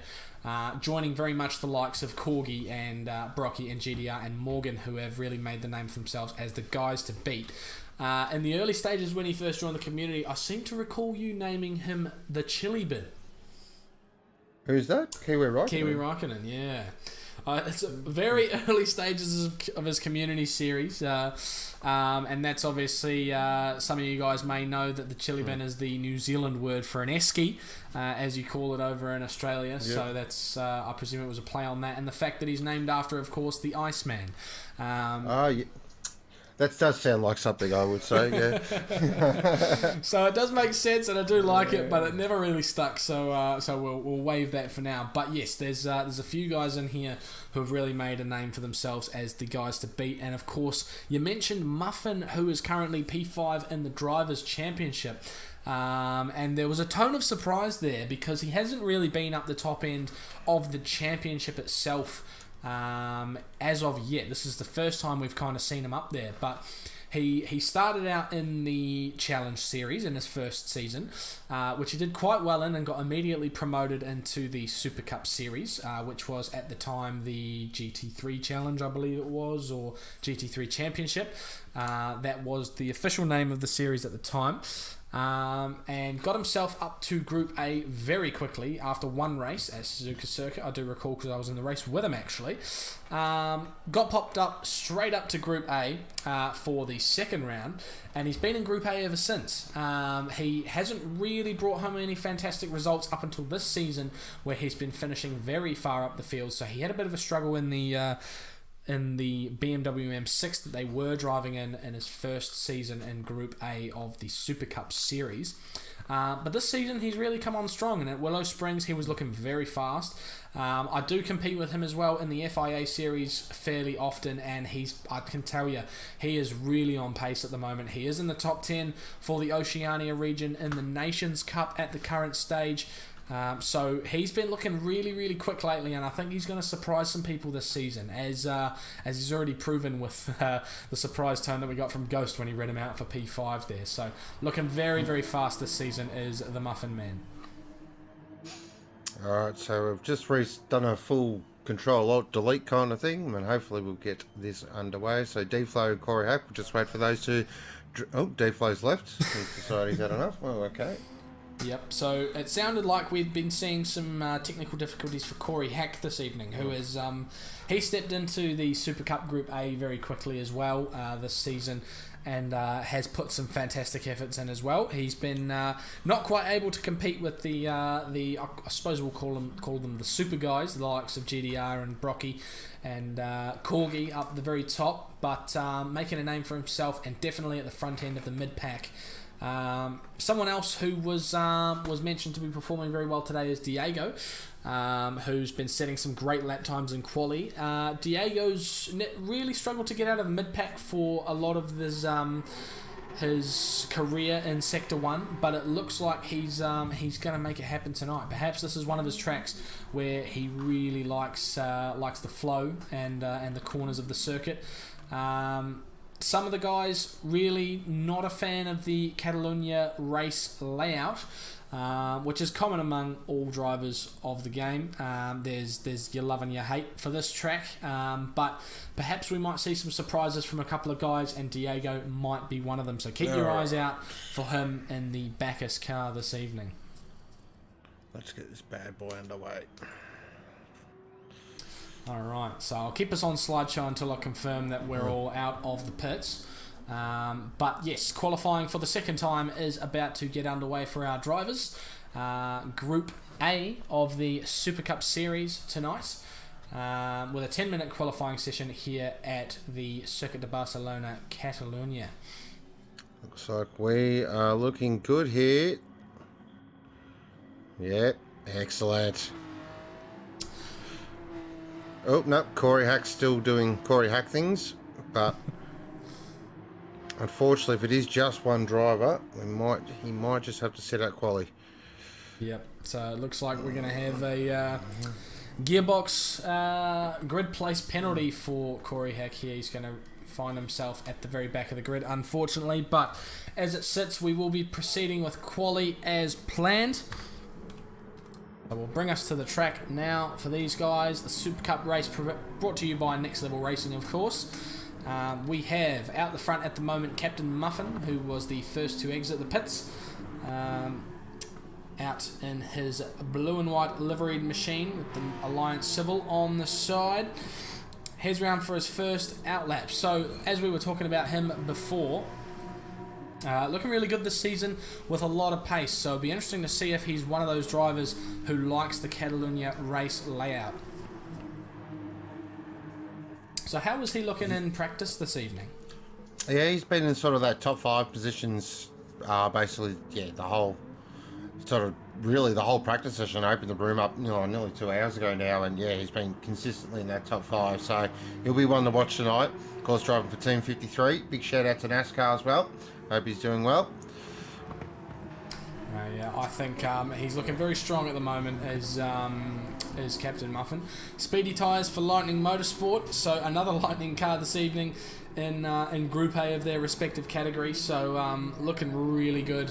And like you said before, he was looking pretty good in practice, wasn't he? Very good in practice. Another one that seems to like the track, so you can pick pretty quickly about which drivers are liking the track. So just got a couple of little things I want to cover off here very quickly, because D-Flow's currently on the medium tyre and he hasn't come into the pits yet. So he might be just running something a little alternate here. Yeah, so we saw this from a couple of guys in the first race this evening as well, running an extra lap on the medium tyres, perhaps setting a banker for one reason or another, although we know, of course, the soft tyres are considerably faster around this track. The cliff, though, with the soft tyre, what I'm hearing from the drivers, is quite severe. Once they drop off, they drop right off. So managing that and managing your stint time is going to be very crucial if you want a decent result here. Being Catalunya as well, very hard on tyres, a lot of long load, long radius corners. And the outside left tyre gets an absolute punishment around here. Yeah. Most definitely. It is definitely a handling track in all ways, shapes and forms. And yeah, like you say, that turn 3 is just about 180 degrees of sweeping right-hander high speedness. So easy to wear out your tyres on that one for sure. If we just get on to FSR Corgi at the moment, just want to have a quick chat about this beautiful blacklight Porsche. This is a fantastic tribute from the Blacklight guys and the good doctor for the passing of the late great Sir Frank Williams. Of course, this is based on the very first Williams back in the day when Alan Jones won his World Championship. And if you can squint your eyes there a little bit, you can actually see a fantastic little tribute on the rear, on the bum of the Porsche. So great stuff there from Blacklight as always. And a beautiful tribute liveries, and that looks fantastic. And hopefully Corgi can get it up the front as well. He has been in ripping form as we've got some times coming in at the moment. And Speedy Tyres goes straight to the top with a 143.7. GTR there in second. D-Flow in third. D-Flow in third on the medium tyre. That's just a bit of a flex. He's not messing around, old D-Flow. So he's been looking pretty good for pace recently. So it'll be interesting to see what he can pull out on the soft tyres in this quali session. Ricky Bobby there in fourth for Obsession in the Fruit Tingle. Actually interested to see how Ricky Bobby goes. He's been pretty quiet this season, really haven't heard much from him, but he is a very solid racer. One of my absolute personal favourites as well. I like a bit of shake and bake. Of course, yeah. He does fly under the radar a little bit, Ricky Bobby, but he's come in with a couple of really fantastic results. And this season as well, I think he had an excellent first round, if memory serves. But so, repping the rainbow car, of course, heading round to probably pit in this lap. I imagine the top 4 will all be coming in. Captain Muffin, who's got a penalty, he'll be on for a flying lap next time around, I presume. So just having a look down here. So the sideboard currently down there in 13th position. I get the feeling though, so I'm going to jump on board with him. He's coming through the uphill. Well, a lot of these corners around here are named after brand names, so they always change. So I think it's time we just make up our own. As Speedy Tyres goes quicker again with the 143.4. Oh, GDR though, bang, 143.1. Now he's starting to flex Godzilla. Wow, but Brocky's purple. The Cyborg is purple. So we have a look at Brocky down in P13 here, jump on board as he heads through the final sector, through the sweeping right-hander. He might even get a bit of a tow here from Lucky in front of him there, onto the final straight as he heads into the chicane section here. Now as they're coming through the FFC chicane, let's hope I don't bugger that up throughout the race. Now through this long sweeping corner. This is called the G Fuel Sweeper. Is Brocky going to go to the top? No, only 6. Dropped a lot of time there in Sector 3. So that's a little bit of surprise moment. Kiwi Raikkonen now up to second. So all our big hitters are all starting to migrate towards the front. Morgan there in third. Corgi in fourth. Speedy in fifth. Diego in seventh. Big shout out to the fan club. Hope they're well this evening. And DJ Brain in eighth. That is definitely my qualifying of the session so far. That's a great qualifying from DJ. Did we have any other liveries that we wanted to check out? Well, I think everyone else is in there. Oh, yeah, well, yeah, the Purple People Eater. One of the fan favourites, definitely, and with Diego on board as well, who's got a small fan club. I believe they are charging memberships for the fan club, I've heard now, so... Leaps and bounds, yeah. Yeah, definitely. No, it's looking very good there for them. And polar opposite to the previous race, we've got 3 different teams represented on the top 3 steps of the leaderboard at the moment. So looking like it's going to be a completely different race here. But of course, it has to be Ragged Edge that are leading the way already. I don't expect that to stay there too long because, as you can see, the gaps are very close. I mean, look at that. There is .251 covering the top 4 at the moment. Whoa, as D-Flow just takes a lot of curb there at the FFFC chicane. We see Corgi coming in for a new set of boots as well. D-Flow's about to start to fly now. So he's currently in 10th at the moment. I expect him to jump up pretty quickly. So Brocky's in for a fresh set of boots as well. So D-Flow's just begun a flyer, has he? Yep, he's just got out. He's got GTR right behind him, so he's got a nice clear space as well. And it looks like his technical issues have sorted themselves as well, which is fantastic. So we're going to see D-Flow now in full flight. And he's up on his time. One of those drivers that prefer the clean air too, doesn't he?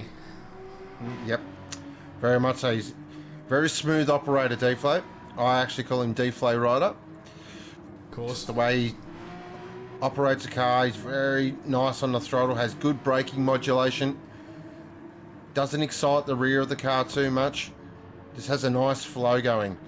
I think the cars with the engine in the back really suit D-Flow. He came on very strong in the Alpha last season as well, as a lot of us saw, and in the Ferraris as well. I think he actually put it on pole in one of the Group A races here. So yep, he's a very, very quick driver in the mid-engine cars. As I say that, commentator's curse, of course, goes deep at the hairpin. No danger of hitting an apex there. All right. But he's gathered it back up. Now, with 49 seconds remaining, he's going to have to go again. So he'll know... Oh, geez, he takes a lot of curb through the chicane there. Yep. Really aggressive. You really can with that one. So D-Flow comes around. This will probably be his potentially last representative lap time. Up to 8th. Nice. All right. He won't be happy with that, though. He'll be pushing for a lot more for sure.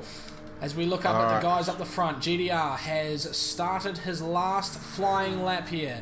Kiwi Raikkonen is about to come through the chicane himself. Ricky Bobby just pops himself in a 7th there with a 43.7. Beautiful lap. Very good, very good. Kiwi on his way through. Muffin Man with a P7 spot there, and that'll be 1 lap to go for him. Karen sets a lap. Kiwi Raikkonen does not improve, so he's going to go on to set his final flying lap this time around, but he may not have the tyre wear for it. So we have a look at GDR. He's in the middle sector now as he comes through the left-hander. How is he looking? Very clean at the moment. Just waiting to see. We should be able to get a split up soon. He is so fast through this chicane area here. That downhill, uphill chicane, he carries so much speed. He's about 140, 150 kilometres an hour through there. Through Campson now. Great exit. So a little bit of a side note, just to update everyone. Brocky the Sideboard, the multiple time, has only qualified P6 here at Catalunya. At the moment, but he'll be on a flyer. But GTR's gone purple, and he's going to be the first one across the timing beam. I will confirm for you, Brocky has finished for his qualifying session. So that's it. Oh, wow. He's P6. That's huge. That's all he's got. So GDR through the final chicane takes a massive amount of curb on the way in. Whoa. You can cut that a lot. He gets a little bit sideways on exit. Hugs the inside. Control. Drives to the line. What can he do? D-Flow with a 48, 43.5, 7th. No. Doesn't go faster, but it's still provisional pole. Who else has got a chance? Kiwi still on a Kiwi lap. Raikkonen. Davey, Let's see. not on a lap anymore. He's done for the day. Corgi's got himself a penalty. Speedy Tyres is done. Kiwi Raikkonen might be the only person that can unseat GTR. He's through the chicane. There's no slipstream down to the end. Hugs the inside of the final corner. Onto the straight. Drives to the line. What can he do? He goes pole by 3/10. A 42.8. That is a stunning lap. Wow. That's unbelievable. He has uncorked the Bacchus Retro Porsche and gone bang. I don't know if he ladies and gentlemen. I don't know if he timed his last pit stop perfectly or if he did 2 flying laps in a row there, but that final lap was insane. 3/10 clear of the Ragged Edge car. That's not something you see very often, is it? That is, ladies and gentlemen, a clutch. What a lap from Kiwi Raikkonen. The Aussie Schumacher, aka the Chili Bin, has embraced his namesake and pulled out an absolute ripper. And that has mixed up the grid beautifully here. Morgan in 3rd, Speedy in 4th, fantastic qualifying. Corgi there in 5th, the Cyborg in 6th. That's right, ladies and gentlemen. 7th is D-Flow, nice qualifying from D-Flow. Diego in 8th, 9th is the Muffin Man. Karen in 10th, 11th is Ricky Bobby, 12th is Lucky. DJ Brain there in 13th, and Corey's got all the hacks. Will start from 14th, and Karen will be carrying a 2 grid spot penalty as well. So we're going to see a red flag for these guys, I presume. We will see a flag of redness. All right, well, I'll take us back over to the slideshow screen, and I think important to note, there's perhaps one gap between 2 drivers on that grid in that qualifying session that exceeds 1/10 of a second, and that's 1st to 2nd. Everyone else is 1/10 or less apart, save for a few that are still less than 1/10 and a half. So bloody close across the entire grid there for all of these drivers. Just shows how high the standards are here. Ah, damn it. Alright, so we'll send out the red flag call to these guys, get them restarted for the grid mix-up. Question from Womble, is Chili Bin's water bottle on or off? Wow, that's a call. Brilliant. Does anyone have a good imitation of Kimi Raikkonen's voice? That could be an interesting thing to play on stream. But yes, a 3/10 lead on the way in, so Kiwi Raikkonen is most definitely going to be the driver to beat here, I think. Where did Corgi finish, actually? I didn't see that. 5th. So he was P5, and Cyborg, of course, was P6 in the end. P6, yep. I didn't get a photo. I tried to get a photo of my famous, but so I'm going to have to do this by really telekinesis, but we'll be right. Yeah, you'll be able to take the stream back if you've got it on your phone and pull that up, because I did see it. But I also did not take a photo, unfortunately. High quality production here for you guys this evening. Yep, professional as always.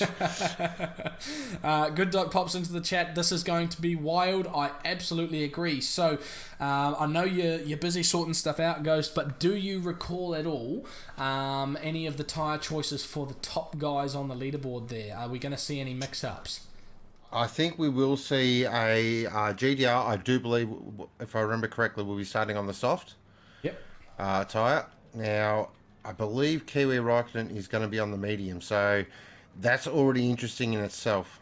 Well, if he can maintain that position for a little while in the early stages, that'll be a victory for him, really. He's just got to hope that he doesn't get steam trained by all of the rest of the grid, because it can happen at a track like this. If you find yourself on the outside of a corner, you could let 4 or 5 cars through in an individual corner. So he's just got to hope that something like that happens, play the defensive game, and keep it sorted.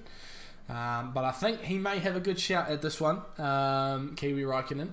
May be able to pull out a good strategy. We saw, of course, a fantastic run from Daz and Evil Evo in the prior race tonight, coming through on the soft tyres at the very end of the race, and pulling back some awesome positions. Of course, the race was won by someone who was driving on the softs first and switching to the mediums, and we of course saw Young Wakey as well, who tried the 2-stop.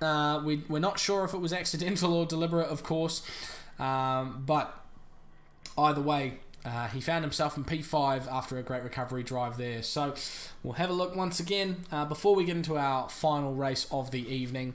If you've just joined us, we are tonight racing in Barcelona at the Catalunya racetrack in Spain. 4.65 kilometres of racetrack for our drivers to contend with. 16 or 18 corners depending on who you ask and what track map you use.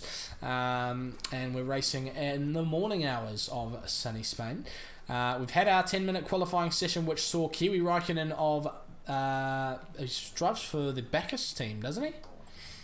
Yes, he does. Drives for Datsun Racing. Yep. So, wearing the Bacchus colours on the car, of course. Not one of the retro cars of the evening, actually. But took pole position with a sub-43 lap, which is the first of the day and the only, of course. Ahead of GDR, who takes out the second row as another ragged edge car of the evening to take out a front row spot on the way in. So 40 minutes of the racing to contend with for our drivers coming up for you this evening. And we are currently adjusting the grid to include our penalties for Karen Unleashed of Deeds Racing, who does have to drop down 2 positions on the grid tonight. Soft and medium tyres for our drivers to use this evening. It is compulsory that they use both tyres for at least 1 lap. It looked like in the first race the ideal strategy to be on is a single stop strategy. So 1 pit stop for the drivers and using the full length of the soft tyres for as long as they can, and switching to the mediums for whatever remains of the race. Although, of course, if you're swapping that round and driving the mediums first, you have to have that worked out before you go into it. So, before we get started, of course, we're still setting up the grid here. Drop in your predictions for the World Drivers' Championship for Formula 1, which is being hosted this evening, of course, the final race of the season. What have we got for us? How many Red Bull fans do we have? How many Mercedes fans do we have? We did see, of course, and I mentioned it in the previous race, we did our own rendition of the Mercedes versus Red Bull fight between Lightning Motorsport and Ragged Edge Racing. Do we have any Max fans in chat? Do we have any Lewis fans in chat? What do you think? What are your predictions? Are we going to see a Senna-Prost incident? Or are we going to see a fantastic race right to the end? It could be anything. Excited to see. We got a lot of people in chat saying Max for the win. Max for the win. So no bias in Sector 1 there for us. Update for Womble. Corey Hack is in the lobby. So we've just got to hope that he does get off the grid, of course, because we have seen people freeze on the grid in previous events. Lando to take the race win tonight. Now that is a very good call, actually, because he is, of course, starting in 3rd place, so he will be the one driver that's probably hoping for a Senna-Prost incident that could allow him the race win for the final race of the season. Would be an excellent result for him, and it's an excellent place to start in P3 on the grid. I'll call it now. There'll be drama turn 1. Drama turn 1, okay. Yep. It's probably a good call, to be fair. Fair enough to call that. High stakes. High return for that one. All right. Do you want to go and do some racing? Some of that racing stuff? I suppose we could pull some of that up for the viewers tonight. Let's do it. So the grid is ready to go for us this evening. The drivers are about to get underway here in sunny Barcelona. Here in Spain, I hope you're all enjoying the weather. For round 3 of the Sector 1 Supercup. Alright. So, here we are, round 3. Next level racing, Porsche Supercup from Barcelona in the Catalan region of Spain. Beautiful part of the world. Best sangrias in the world. And some absolutely fantastic tapas as well, if you're that way inclined. Alright. Kiwi leads the way from GDR and Morgan Davey. The lights are on. The revs from all the cars, they rise up. There we go. And the green light, the drivers are away. A great start from GDR there. A bit of wheel spin from Morgan Davey in 3rd place there as they get away. Bit of weaving on the straight from Kiwi Raikkonen, looking to unsettle the drivers behind him, perhaps mix it up. But it's Kiwi leading GDR, leading Speedy Tyres there, who's got the better of Morgan Davey. on the opening straight, and GDR is going to look to the inside of turn 2, and it's going to be the outside of Kiwi Raikkonen for turn 3, but he's got it done, and Kiwi Raikkonen was forced onto the grass there a little bit early on, and he's fallen back to 3rd place. Of course, we did know, of course, that Kiwi Raikkonen is on the medium tyres and GDR is on the softs, so it was a very, very important move for the lead of the race. Massive, huge move there from GTR. Needed to get that done. Got it done early. Now he's got to get his head down and do some qualifiers, which we know what he's doing. He's capable of. Speedy there on the softs as well. Morgan's the first one on the mediums, and we know Morgan in low grip situations is very hard to beat. There was that freight train moment that we were talking about a little bit before. Kiwi Raikkonen now finds himself down in P5 behind Brocky and Morgan. Morgan went for a daring lunge at turn number 5. And attacked very swiftly through that corner, and Brocky was there to follow him through, gets himself ahead of Kiwi, so he's found himself down 4 positions in the opening stages of this race. Corgi now in P6 as well, so the usual suspects at the top end of the grid. Captain Muffin there in P7 will be looking to hold on for as long as possible. So what sort of tyres have we got going on for the drivers at the front? You mentioned Morgan's on the mediums there. Morgan is the first of our medium runners, then we've got Brocky on the mediums. Kiwi Raikkonen's on the mediums, Corgi's on the mediums, Muffin Man's on the mediums, so everyone's on the mediums besides our top 2. So Speedy gets a penalty. That hurts. That hurts. You can't, with these going on the softs early, penalties like that are absolutely going to murder his race. GTR though, out to 1.5 seconds. He's got the foot down. This is when he gets into his absolute zone here. He'll pump out qualifiers. Yep, he'll love this. And that was the worst time for Speedy to get a penalty as well, because that would have been the only part of the race where the medium runners were right behind him. So if it had been 1 lap later, he probably wouldn't have lost position. But here we are then, P3 for Speedy tyres on the soft tyres behind Morgan Davey. And we know Morgan Davey doesn't give up a position easy no matter what happens, so he will fight it. But a great move there from Speedy, goes up the inside and then claims the position in time for turn 5 there and gets himself back up to 2nd place. Very interesting here on board with Corgi at the moment. He's got Brocky right behind him. He's got Kiwi Raikkonen right in front of him as well.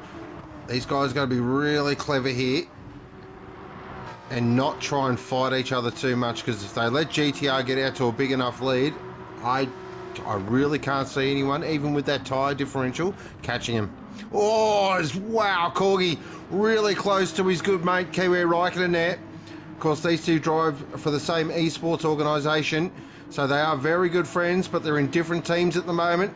So there's no love lost here between Datsun Racing and Blacklight. Yep, bit of a conflict of interest a lot of the time for these two, because they do try to work together as much as possible, but they also have to do their best to beat each other on track, of course, as we see. So that's the effect of the traffic coming in.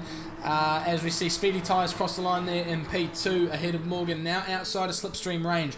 Morgan with the slipstream train of medium tyre runners behind him. So like you were saying before, it's important that these guys work together and try to maintain as good of a pace as possible, using that slipstream to their advantage as much as possible, as Brocky there goes a little bit wide at T1, a little bit deep on the brakes. But a very important thing, GDR's made an excellent choice here to get himself some clear air and well out in front. He's going to have no issues from other drivers slowing him up, but the guys behind, if they fight at all, immediately lose time, and that could be absolutely vital in the outcome of this race.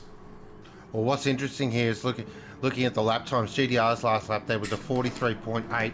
Meanwhile, Morgan, first of the medium runners, was a 45.2. That is a significant difference. That's only 1.3 seconds.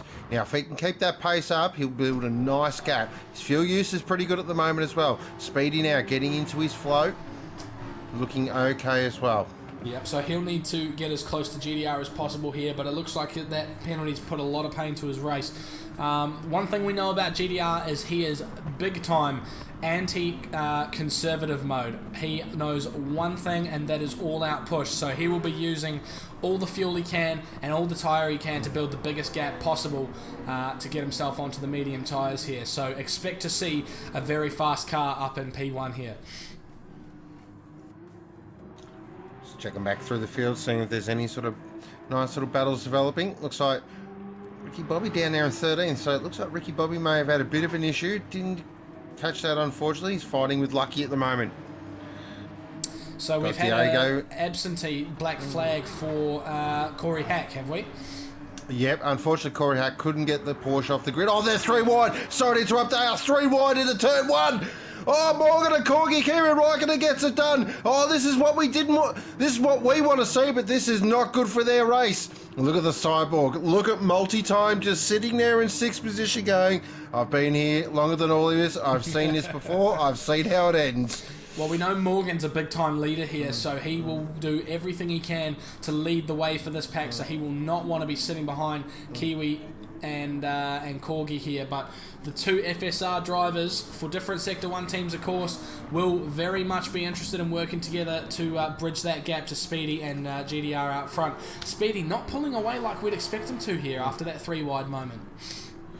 No, I thought he might have just got a bit more of a gap here. Now, this is what, just reiterating what you're saying there. Morgan is not a gentleman that knows how to sit behind people and fuel save and conserve. And if he sees a gap, he is going to absolutely send it from the clouds. So the 2 in front have got to be really careful here because Morgan will go for a gap if it's there. Oh, Kimi Raikkonen gets out sideways. Nice little bit of car control there as well. Corgi, though, backs the Porsche in, trying to drive it like a sprint car. Oh, again, Kiwi Raikkonen. So clearly, rear tyre life is not a big concern for these guys. Meanwhile, GTR out to 4 seconds. He's got the head down. Now, this should be very interesting for these guys because we've got a train of 5 cars here between Kiwi and Captain Muffin there, who's hold on to these guys. Very well done from him so far. So what's going to happen here? Are we going to see a bump draft from Corgi? Yes, we are. So that's teamwork between the 2 FSR drivers. Is that going to allow Morgan back in? It looks like he's not close enough at the moment. So there we go. Corgi early on the brakes, but doesn't allow Morgan a chance to make a move. Brocky's just sitting behind. Looks like Brocky doesn't really have the pace tonight. He looks... Yep. I was just having a look at his lap times here at the moment, and he's got pace, but he can't use it. I just think he's a little bit off. He did race today, so he could be a little bit fatigued, but just looks like he's really struggling with understeer in the RSR, especially through this long turn 4 complex. Just the front end does not want to turn in, so not to his liking at the moment. But those 3 up in front battling is keeping him in touch. Another shout out to the Muffin Man. He's up in the 7th now. This has been another solid race. I reckon he'll come on strong as well. He's really good at fuel saving and tyre management, Muffin Man. Now, I think Muffin's got to start thinking about his own race here. Of course, he's got immense respect for Brocky, and this will be one of the first times that he's really raced the multi-time. But at this point here now, Brocky's starting to seriously fall off that trio in front of him. So Muffin's going to have to start thinking about, can I go for a move on Brocky? Am I going to be faster? Do I go by him on the home straight here? That gap's out to 6.1 seconds. That's starting to become a bit of a concern. Look at this, though. This is a fantastic battle between 3 absolute high-class benchmark operators. We'll jump on board with Morgan now as they head down the straight. He's looking like he's not close enough to catch up to the guys in front of him. In fact, he might be just about to fall out of slipstream range here. See the gap exceeding 7/10. There we go. 0.75, the magic number, has appeared on the screen. He is now out of touch with the 2 FSR drivers in front of him. So Morgan now, on lap number 6, finds himself in no man's land. What's interesting here as well with the FSR boys, 2 of the nicest teams in the pit lane, Datsun Racing and Blacklight Racing. Now, if it's like this with 1 lap to go, 2 of the nicest TOs, I don't think will be as nice to each other. I think the gloves will come off. They're playing very cutesy at the moment, but I do not expect this to last when there's points on the line. Well, they're playing the long game, that's for sure, but at what point do they decide, right, I need to pass you now? So a couple of the guys is already saying Brocky's saving. I can give you the hot tip, he is saving, but not as much as you think. Well, we're only 6 laps in at the moment, so it's probably a little bit early to start saying whether there's a large or small deficit at the moment. But I'll tell you who's probably saving right now is Muffin, because he's on a good pace, but he's within that slipstream range of Brocky in front of him, so he's got a great opportunity here to save some fuel and tyre. So how's he looking? He's looking, out of the top 7 at the moment, he's got them all covered. There he goes. All covered. So he'll be one. Again, this will play out towards the back end of the race. But it's all good for it to play out in the back end of the race, but I just don't know. When you're 8.9 seconds off the lead, 9 seconds now that Brocky is off the lead, that is a lot of time to make up in a stint. It is, yeah. And I think I know what Good Doc's saying here with the save from Brocky, and he does like to drive a little bit conservative with the car, but he also knows exactly how crucial the slipstream is, so he's going to prioritise having slipstream over having the better car here.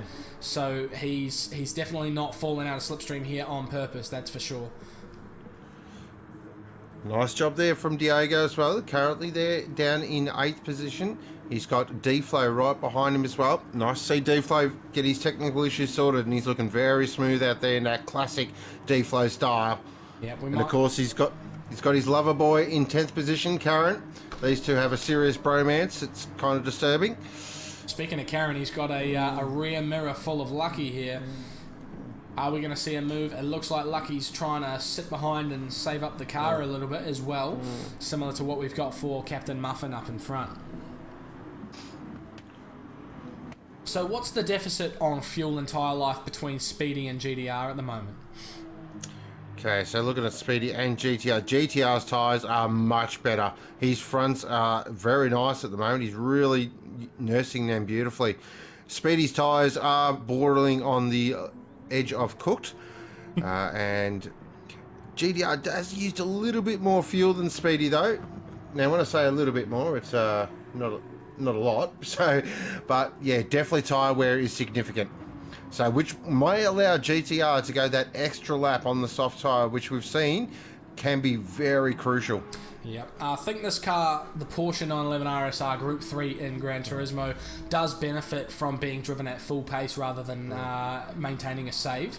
There's just a lot more power at the top end of the rev band, so I think GDR is really putting the car to work here and doing a good job. So he's now, of course, the next medium runner is now 7.3 seconds behind him here, so he's got a decent gap. Do we think it's going to be enough so far to get him to the end of the race in first place? It's going to be very touch and go, because Kiwi Raikkonen here, just looking at the lap times, he's put the foot down. Yeah, he's pulled away from Corky as well. He's had enough of the bromance at FSR, and he's like, right, I got to get out after this. So he's recognised that GTR is getting out to a bit of a too big of a lead, and he's like, right, I've got to go. Yeah, and I think, of course, Kiwi was the fastest guy on track in qualifying by 3 whole tenths as well, so when he gets onto this final stint, it could be all on for that race win. A little surprised here with Morgan at the moment, just sitting there in 5th. I thought he'd have a little bit more here.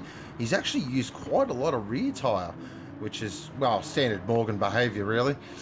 He won't be hurting from that at all. We know how well he can control a car with a lack of grip in the rear.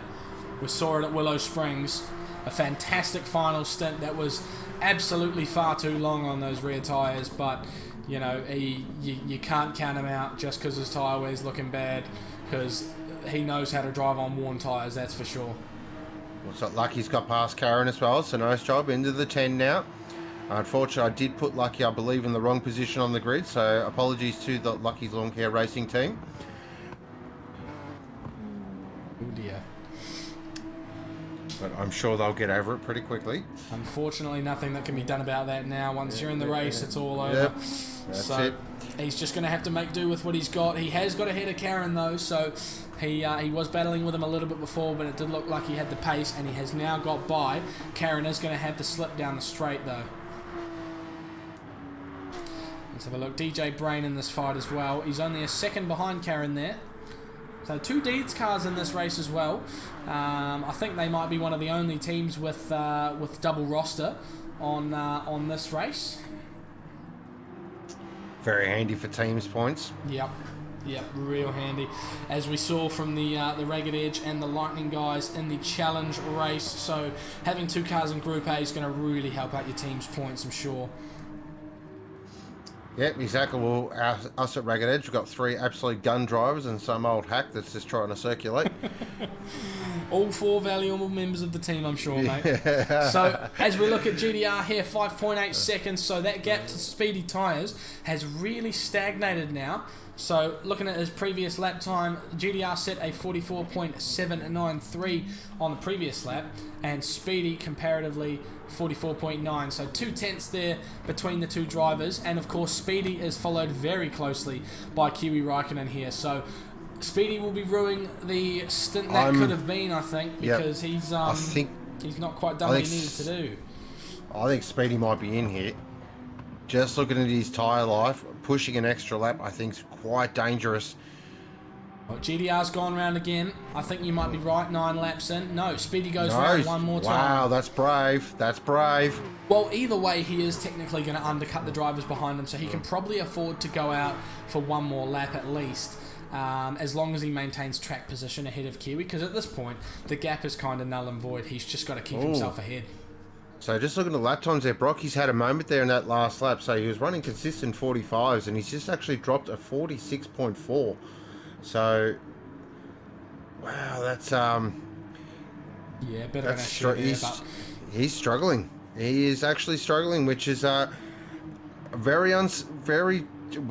It's hard to describe because we're just not used to seeing it. It's not characteristic of him, of course. There's a reason why we call him the cyborg, and a phrase that's used very often in Sector 1 circles to describe this man is photocopy laps, and he's just not living up to that tonight. And he's still got Captain Muffin in tow there. He's not too far behind, so hasn't really let him get away, which is really good for the Muffin man. Be really interested to see how he looks once he gets onto the soft tyres, because he's having a very exciting drive there in P7. We jump up with Kiwi Raikkonen, who's really cleared off from Corgi behind, who's still got Morgan for company. Morgan hasn't really gone for any moves, though. It looks like he's more than content to sit behind. Has he benefited in the fuel department at all, perhaps? Let's have a look with more. Oh, come on, he's a Deeds driver. That is a no. I should have called it early. He is called. Sideways moment there. Sorry to cut across. Yeah, he's put his two wheels on the curb and lost all grip there, but in typical Morgan fashion, gathers it back up immediately. So GDR's in. 44 litres on board. Speedy comes in as well. 7.3 behind, with also 44. And Kiwi's in very early. Interesting from Kiwi. I like that. That's aggressive, And same as Corgi. That's very aggressive. So they're not going to get an undercut here, but they're going to have the good tyre early, and it looks like they're going to go for track position with a decent amount of time left in the race. So Morgan takes over the lead of the race on his worn-out medium tyres, so I suspect if it's anything like Willow Springs, he pitted at about the 20-minute mark last round, so we might see a bit more of the same from him. Now, the thing is, though, with these two FSR boys coming in, yes, they will have a tyre advantage, but we've seen once those softs go, they're gone. So it's going to be absolutely crucial they manage that very well if they want to catch Speedy and get past Speedy. Yeah, they're going to have to get by before the tyres do start fading like that, though, because if they don't, they're going to be behind these guys with worse tyres, and you just can't do anything from that position. So it's going to be a case of get by and defend for the two FSR guys, I think. And Kiwi's in the best place to do it at the moment. There's about 8 seconds between himself and GDR, so he's got about 8 seconds to make up on track. Morgan here, 5 seconds clear of Brocky and P2. These guys will be coming into pit in a couple of laps time here. Muffin with a great drive so far, sitting in the podium positions, of course. Not net position at the moment, but he's really close to Brocky here, and he'll be absolutely stoked with that, I imagine. He might cut him here because he's definitely got a fuel advantage now.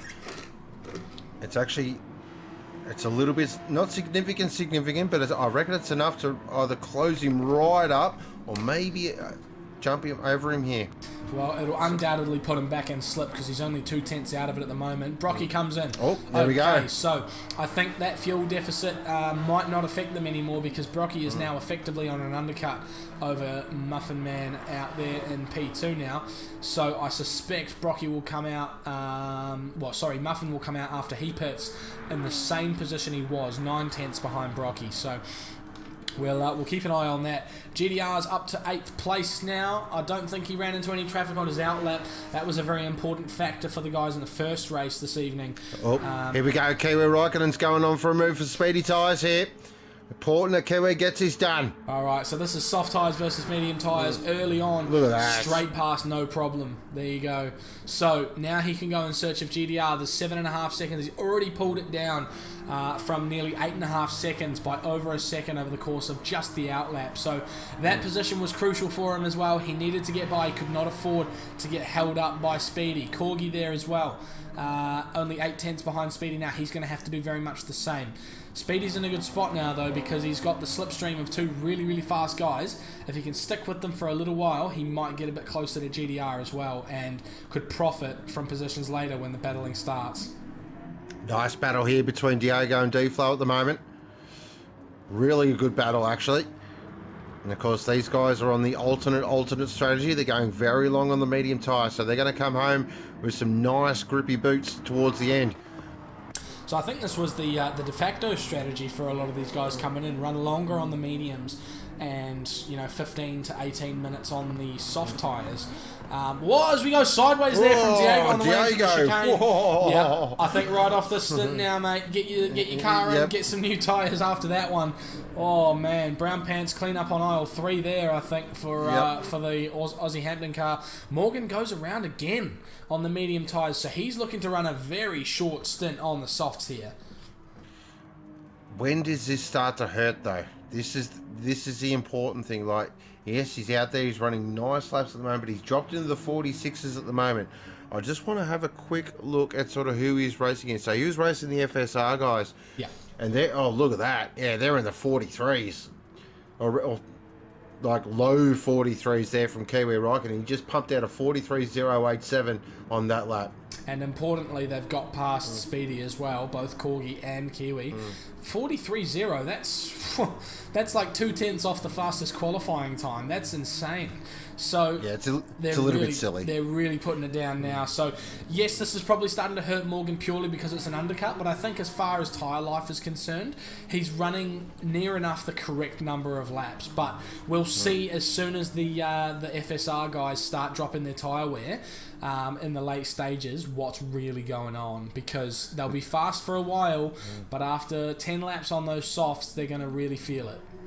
Now, what's interesting here is GTR is actually catching the back of Ricky Bobby here. GTR needs to get this done very quickly. This has to be decisive, Godzilla style. Oh, Ricky Bobby, fair play to Ricky. Oh, no, I thought he was... Oh, well done, Ricky Bobby. That's great racecraft. That's really heads-up racing. He knows he's not in this race, and he just pulls to the side. Fantastic sportsmanship. Love to see that.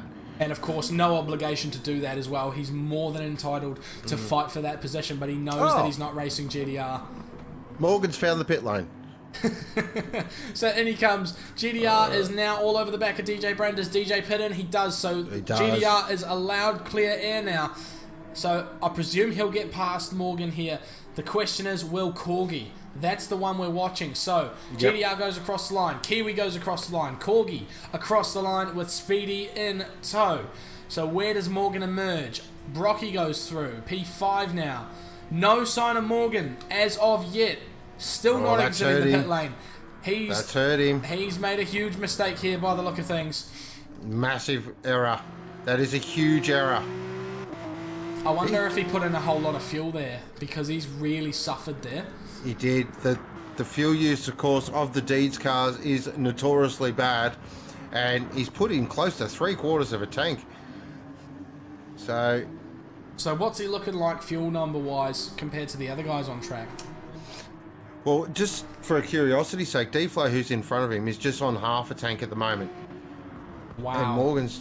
So Morgan's full push mode is what we're looking at here. Okay, so he'll be revving it right out. He'll be pushing the tyres because he's got to run the shortest stint on the softs here. So he's got the best car on track right now, of course, but it depends what he can do with it. So now the field has cleansed, we can actually get a real sort of update picture of the race. So it's GTR leading by 5.2 seconds from Kiwi Raikkonen. Now remember, GTR's on the mediums. It was 8.5 at the exit of the pits. That's crazy fast it's coming down. So last lap time there for GTR was a 44.3. Last lap time there for Kiwi Raikkonen was a 43.8.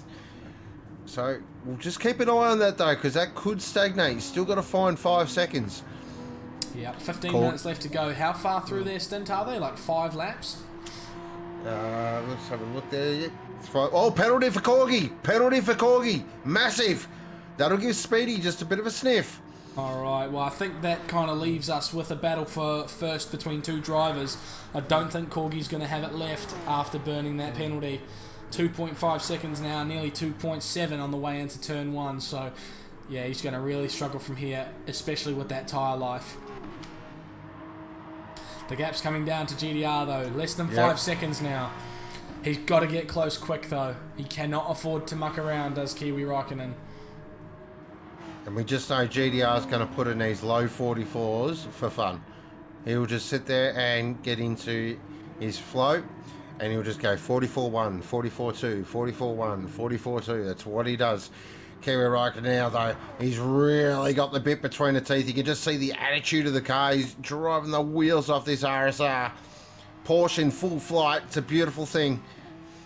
We did have, of course, as well, for those of you who may not know, there was actually a Porsche Gran Turismo Cup today that was live streamed on Twitch by the Porsche Twitch channel, Asia Pacific. So unfortunately, no Australian competitors in it, but the Asia region got a look. So a lot of Porsche action for us today, especially in the Sector 1 series here in the 911 RSR, one of the best Group 3 cars in the game. Which a lot of the drivers really enjoy sending around tracks like this. So nearly a second gained in this lap here for Kiwi Raikkonen. GDR's just going to be sitting there watching that gap come down, hoping that it sits at the same number at some point, that it stagnates, that it stops coming down. But will it? At what point will it? That's the part that it's a little bit difficult to work out here at the moment, because just looking at their lap times, let's look at those last lap times. So a 44.4 there from GTR, a 43.7 there from Kiwi Raikkonen. Based on my maths, which we're breaking the rule, we're doing maths on stream, which we should never do. Oh, it's going to be touch and go. It's going to be very close here, but the tyre wear is already significant. Those rears on Kiwi Raikkonen's car are looking a little bit second hand. I think they might have miscalculated this. We know it was such an early stop for these guys to come in before even the halfway point. They had over 22 minutes left to go for these guys, and I think they might end up running out of tyre a bit too early here. We jump back to P7. Morgan has made his way up a little bit. Yep. In full push mode, of course. Chasing down Captain Muffin now, who's having a fantastic race. Brocky's pulled out a very good gap to Muffin now, though, on these soft tyres. Perhaps he's really coming to his own. Brocky's all over Speedy here, though. Alright, so this is the cyborg that we know and the one that we're familiar with. He's put on the soft tyres, and it's go time for the multi-time. Doesn't look for a move on Speedy there, though. I think he's made a mistake doing that, because he's got the tyre advantage here.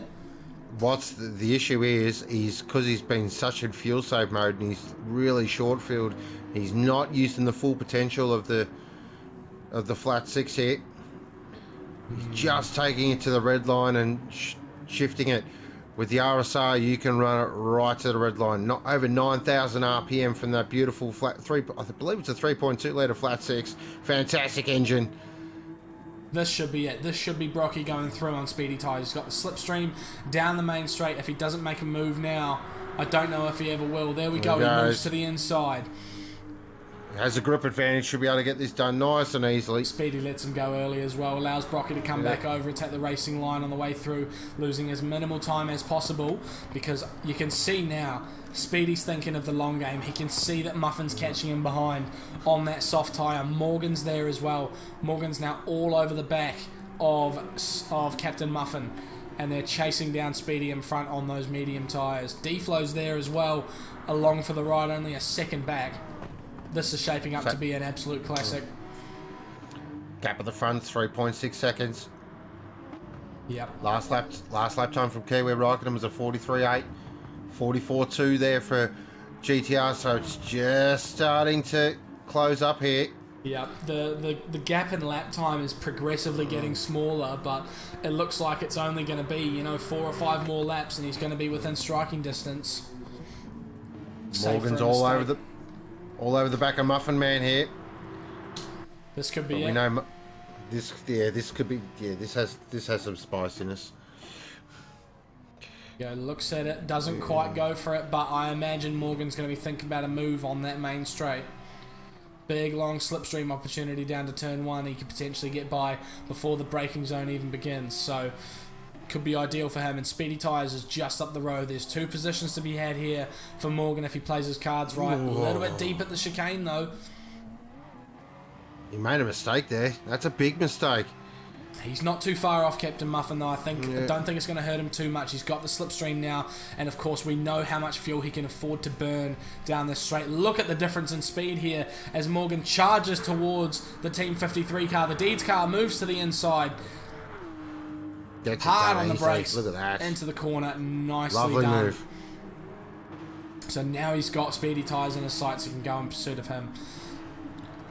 So look at the gaps here. Brocky 5 seconds off Corgi. I think the podium's out of reach even for a man as skilled and as talented as the multi-time. I just think it's too much of a bridge to cross.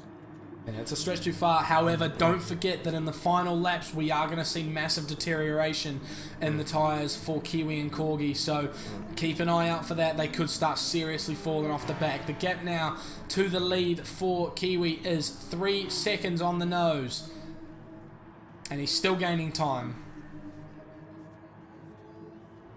How's the fuel numbers looking for our top 2 here? Fuels are identical. Okay, so this is definitely a race on track now. 2.8 seconds. The gap is still coming down. Kiwi has got so much pace, it's not funny.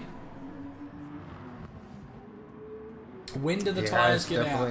When do they do it? Can't see it happening. That last lap there from GTR was a bit of a mistake lap, a 44.6. Well, I say a mistake lap. For him it is. For us mortals, that's like, oh, wow. Yep. A lot of the guys in the first race, they were looking at 44s for qualifying times. So I think, yeah, they're really pushing the limits of this car and this track right now. Kiwi is doing very well here, though. 2.6 seconds now. It's getting close. It's getting very close. When does it happen? I reckon this lap or the next lap. I just feel, looking based on the tyre wear here, I think Kiwi is gonna start to struggle here a little bit. So we're expecting to see 23 laps from these guys. So that leaves us with 4 laps remaining now, including the one we're on. So I suppose 3.5. What's going to happen? Who's going to win? The gap's still coming down, but it's starting to stagnate. Here comes Morgan. He's up to 5th now. He's got past Speedy. Oh, wow. So that happened very quickly. Yeah. Morgan's really got the bit between the teeth here at the moment. I think he might stand a better chance of catching the leaders as Brocky does. And I'll tell you what, if he gets close to Brocky, grab the popcorn, ladies and gentlemen. Yep. There's a history here for sure. We jump on board with Morgan as we head through the middle sector onto the back straight. Look at the commitment through the right-hander on the power early, all the way out to the AstroTurf. 1.6 the gap now. Hard on the brakes into the hairpin. Cut it back for an apex. Floor it on the way out, bit of wheel spin. Morgan loves a bit of sideways action on the exit. Through the right-hander. 1.5 the gap now, it's ever closing. Brocky is seriously under fire here. Does he defend when Morgan catches up, or does he sit behind, let him through, and allow him to pull him up to the leaders? And there is a significant tyre advantage here for Morgan, but in saying there's significant tyre advantage, what is also significant is Brocky's got less weight over the front wheels because he didn't put 65,000 litres in. So are we seeing Brocky fuel saving at all? Is he shifting a little bit early still? I think he's saved enough now. Now he's just starting to extend the... Oh no, he's still short shifting a little bit. Well, it might be smart for him to short shift through the corners where you don't really need the power, but down the straight where it matters, if he's... Look at that gap. It's down to 1 second. Morgan's flying. Morgan's absolutely screaming up the field right now. Gap up the front, down to 2.3. It's coming down all the time. Still there, 5 minutes to go. But the lap times have really stagnated now. So the last lap for GTR was a 44.9. The last lap for Kiwi Raikkonen was a 44.7. He's really feeling it now, I think. It's going to be... He's going to... If he catches him at all, it's going to be level pegging as soon as he gets there. There's going to be no advantage for the Bacchus driver. 2 seconds now on the way up the hairpin. I want to see it happen. I want to see a fight for the lead at the end of the race. GDR's done a fantastic job. Started on the softs, got through as quick as he could and as quick as he needed to. By the time we hit turn 3, he was in the lead and he had clear air all the way through. Kiwi managed to fight his way back to the front of the medium pack after dealing with a little bit of traffic, and he's now 1.7 seconds behind the leader. Can he catch him in the final stages of this race? Back on board with Morgan at the moment. He is all over the cyborg here as Brocky just pulls. That was... I think he had overspeed. Yep. I think Morgan had overspeed Yeah, there. looks like... Brocky went defensive because they're side by side still. Brocky's not going to let it die. No, he's going to make him work for it, but Morgan says, it does not matter. I just went straight past. So Morgan now up to 4th. This is a nice drive. So I don't think Brocky will be too upset just yet because he knows that Morgan can pull him along. If he can sit behind him, he might get close to the FSR guys if their tyres seriously fall off. So the battle now is Kiwi and GDR. Corgi's tyres have seriously degraded and he's now nearly 6 seconds behind his FSR teammate, the Bacchus driver, Kiwi Raikkonen, who's 1.5 seconds down on a certain GDR out the front here in the Ragged Edge car. Well, that last lap there from GTR really hurt. He did a 45.3 where Kiwi Raikkonen somehow pulled a 44.4 out. I don't know how on those tyres, but anyway. He's still there, still pushing, but the gap's still staying stagnant. 1.5 seconds, and it's hardly changing. Gets down to 1.4. He needs to be within 7.5 tenths to get a slipstream advantage, because that's what he's going to need to get by. 3 minutes on the clock. We're only going to see 2 more laps from these guys. There's only so much time left. GDR sideways through the chicane. That's going to hurt him. The gap's now down to 1 second. This is it. This could be the slipstream for Kiwi Raikkonen. Penalty for GDR! That's massive! That's changed everything. Can he burn it in time? Is he going to stay behind Kiwi Raikkonen? Can he make a fight out of it? Position change. That's it. He's still within slipstream range. He's still in the fight. This is not over. Wow, that's massive drama. That could have championship implications. That was a huge mistake for GDR through the chicane there. Oh, we've just missed it, unfortunately, on the replay camera. This is where you just got to start thinking championship now. You got to think, okay, made a mistake, but second position is still a good amount of points. Kiwi Raikkonen, no, he's really, after missing the last round, which really hurt him in the championship, he is throwing everything at this. He's just going to send it, I reckon, every single round, and this has been a fantastic drive. He's really stomped his authority on this one, hasn't he? Corgi in 3rd. He's going to keep himself very much in the championship game. So based on my numbers here at the moment, I'm doing maths again. Yes, I shouldn't. But it will be GTR that will get the championship lead after this, if the positions stay the way they are. This is fantastic. So the battle is still on. GDR's managed to keep himself within slipstream range. If he can stay there, he might be able to force a move at turn 1. Morgan currently in a little bit of no man's land. He's cleared Brocky and gone miles away from him here. Captain Muffin in P6, he'll be stoked with that. I think that's a great result so far. If he can keep it where it is. GDR! Whoa, hold on to it. Again. He's really struggling through there. That chicane is not being kind to him. And that might be it. Put the cue on the rack. Kiwi Raikkonen out to 1.2 now and pulling away on the straight here. Barring mistake, this will be a victory for Kiwi Raikkonen. Will it be his maiden victory in Group A? I think it will be. So grab the Bacchus cans down there, Datsun. Get them all lined up. Get ready to spray them everywhere because Datsun Racing are looking very solid here for a victory in the beautiful black and gold RSR. Looking really good. Corgi currently P3, and barring mistake, looks like he will be finishing where he is as well. Morgan also, he will be looking to chase him down, but I don't think he has enough time to do it.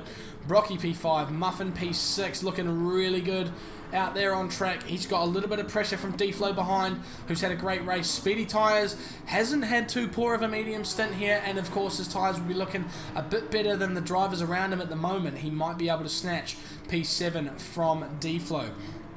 P9, Diego. P10, Lucky. DJ Brain in P11, Ricky Bobby in P12, Karen Unleashed, P13, the second of the Deeds car. Perhaps a fuel mistake there to drop him back a little bit further than he probably would have liked.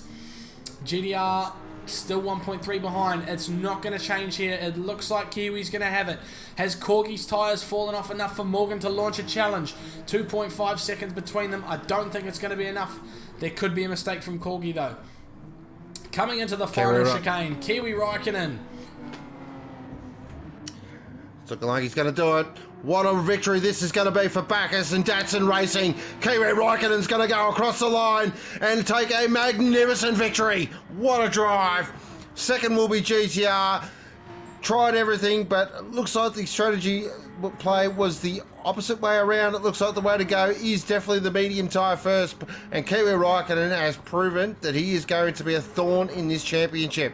He's out of the championship running, so that means he can just go for it. FSR Corgi in third. Fourth is Morgan with another really brave strategy call. Fifth is the multi-time. Sixth, and my driver of the day, the Muffin Man. D-Flow there in seventh. Nice job by D-Flow. Just slid that up into seventh, third position quietly. Beautiful stuff. Diego there in eighth. Ninth, Speedy Tyres. 10th is Lucky. 11th will be DJ Brain. Check, y'all. Ricky Bobby shaked and baked into 12th. And Karen there in 13th with Deeds issues. I have to tell you what, something that I noticed right at the end there. Karen, of course, the last driver to finish on track, finished on the lead lap, so completed 23 laps from 46 seconds behind the leaders. And don't forget, in the challenge race, only half the field made it past 22 laps. So it just shows the standards in Group A are through the roof at the moment. So all of these drivers in Group A are another level. They certainly are another level. Karen did mention, though, before the race, he was looking forward to maybe getting back to Group B for one of these rounds because he just feels like he's struggling in Group A. I'm not going to make any conspiracy theories. I'm just putting it out there what he said. Of course. So, driver of the day recommendations already coming in, chat. So we've got a couple for Kiwi here. It was a fantastic drive from Kiwi. He was just in another league, really. He dominated qualifying 3/10 out the front, of course, as we know, and a fantastic race. Got the strategy right just about with that early stop, which really hurt Corgi as well, I might add. He really struggled at the end there, as we suspected they might. Driver of the day for Muffin as well. A great race from Muffin to finish P6. An excellent job. He's really making a name for himself as one of the top guys in the league at the moment. So only finishing behind the likes of Kiwi, GDR, Corgi, Davey and Brocky. And, you know, there's not much higher standards than that, really, is there? More driver of the day for Kiwi. Another for Muffin there. Class from Kiwi. Muffin again. Muffin there. Twice in a row. What do you reckon, Sean? Who was your driver of the day? Muffin for mine. I thought he drove beautiful. I thought he was really smooth. Just drove nicely. Kiwi, brilliant drive. Fantastic strategy. Absolutely nailed that. So it'll be interesting to see how he goes in the next few rounds as well. So, as I was saying, not being in the championship hunt will free him up. Will allow him to just absolutely go for it and not worry about anything and just basically send it every race, which is going to be frustrating for the likes of GTR, Corgi, Morgan and Brocky, who are fighting for a championship here. Yeah, it'll be shoot for the win and nothing else. So yeah, like you say, Muffin as well. Flew under the radar a little bit in that race, but sometimes, you know, not affording yourself the TV time, not doing stuff that gives you TV time can provide you with the best results. So it just shows for him a fantastic race there. Brocky in P5, so a lot of people would be disappointed with that from him, but still putting the car where it needs to be in that top 5, where he belongs, of course. behind the likes of Davey, Corgi, GDR, and Kiwi there as well. So one last look for the stream chat at the results of this race. So first place Kiwi with a fantastic drive there. GDR in P2 also with a great drive. I'd say he got his strategy right as well, put the softs on, got himself out of traffic. Anything could have happened to those guys behind him. So he put himself in a good spot there to take P2, and that's what happened. Corgi in P3, who did fall off a little bit at the end, but he still managed to keep 2 seconds to Morgan Davey behind, so a great job from him too with that early stop. Brocky P5, Muffin P6 with a fantastic drive, many nominations for driver of the day of course. D-Flow P7, Diego P8, Speedy Tyres, and Lucky rounds out the top 10. Honourable mention to Speedy Tyres as well, the only other driver to start on the softs, and we saw of course he really struggled to get away from the drivers behind him, but to still finish in P9 after all that, I think is a great result. DJ Brain, Ricky Bobby, P11 and 12, and Karen Unleashed P13 with an unfortunate DNF for Corey Hack there. With some technical difficulties. My own driver of the day, it's a hard one, and we've said them both already, of course, but I'm going to have to go with Kiwi. Drove a fantastic drive all the way to the end and did what he needed to do. So I think the Dadson Garage will be the place to be tonight. I've already seen a couple of guys in chat saying that that's where they're going to be, so fair enough. I might join you guys there if I'm welcome. I don't know, XRMR, rival Green Beacon Beer Company and all that sort of thing. So perhaps not, but thank you so much, Sean. I hope you enjoyed yourself in the box tonight. Oh, it was a good night. Enjoyed it. Thanks to all the viewers. Thanks to everyone who tuned in. Make sure you smash that like button. Thank you to Stickers and to Adam as well. Another great night here at Sector 1. And then us Group B boys will attempt to drive next week, and hopefully I won't let Ragged Edge down too much. I'm sure you won't, mate. It's fantastic on track, but well done tonight. Thank you very much to Stickers as well, who was in tonight for the first time in a very long time as well, so a great return to the box for him. Thank you everyone for watching. If you haven't already, drop a like on the stream of course, and subscribe if you are here for the first time. It's a pleasure to have you, and catch us next time. Keep an eye on the Discord as well, link in the description for upcoming events. Community events will be returning to Sector 1 at some point in the near future, but for now, until Group B next week, this is goodbye. Good evening.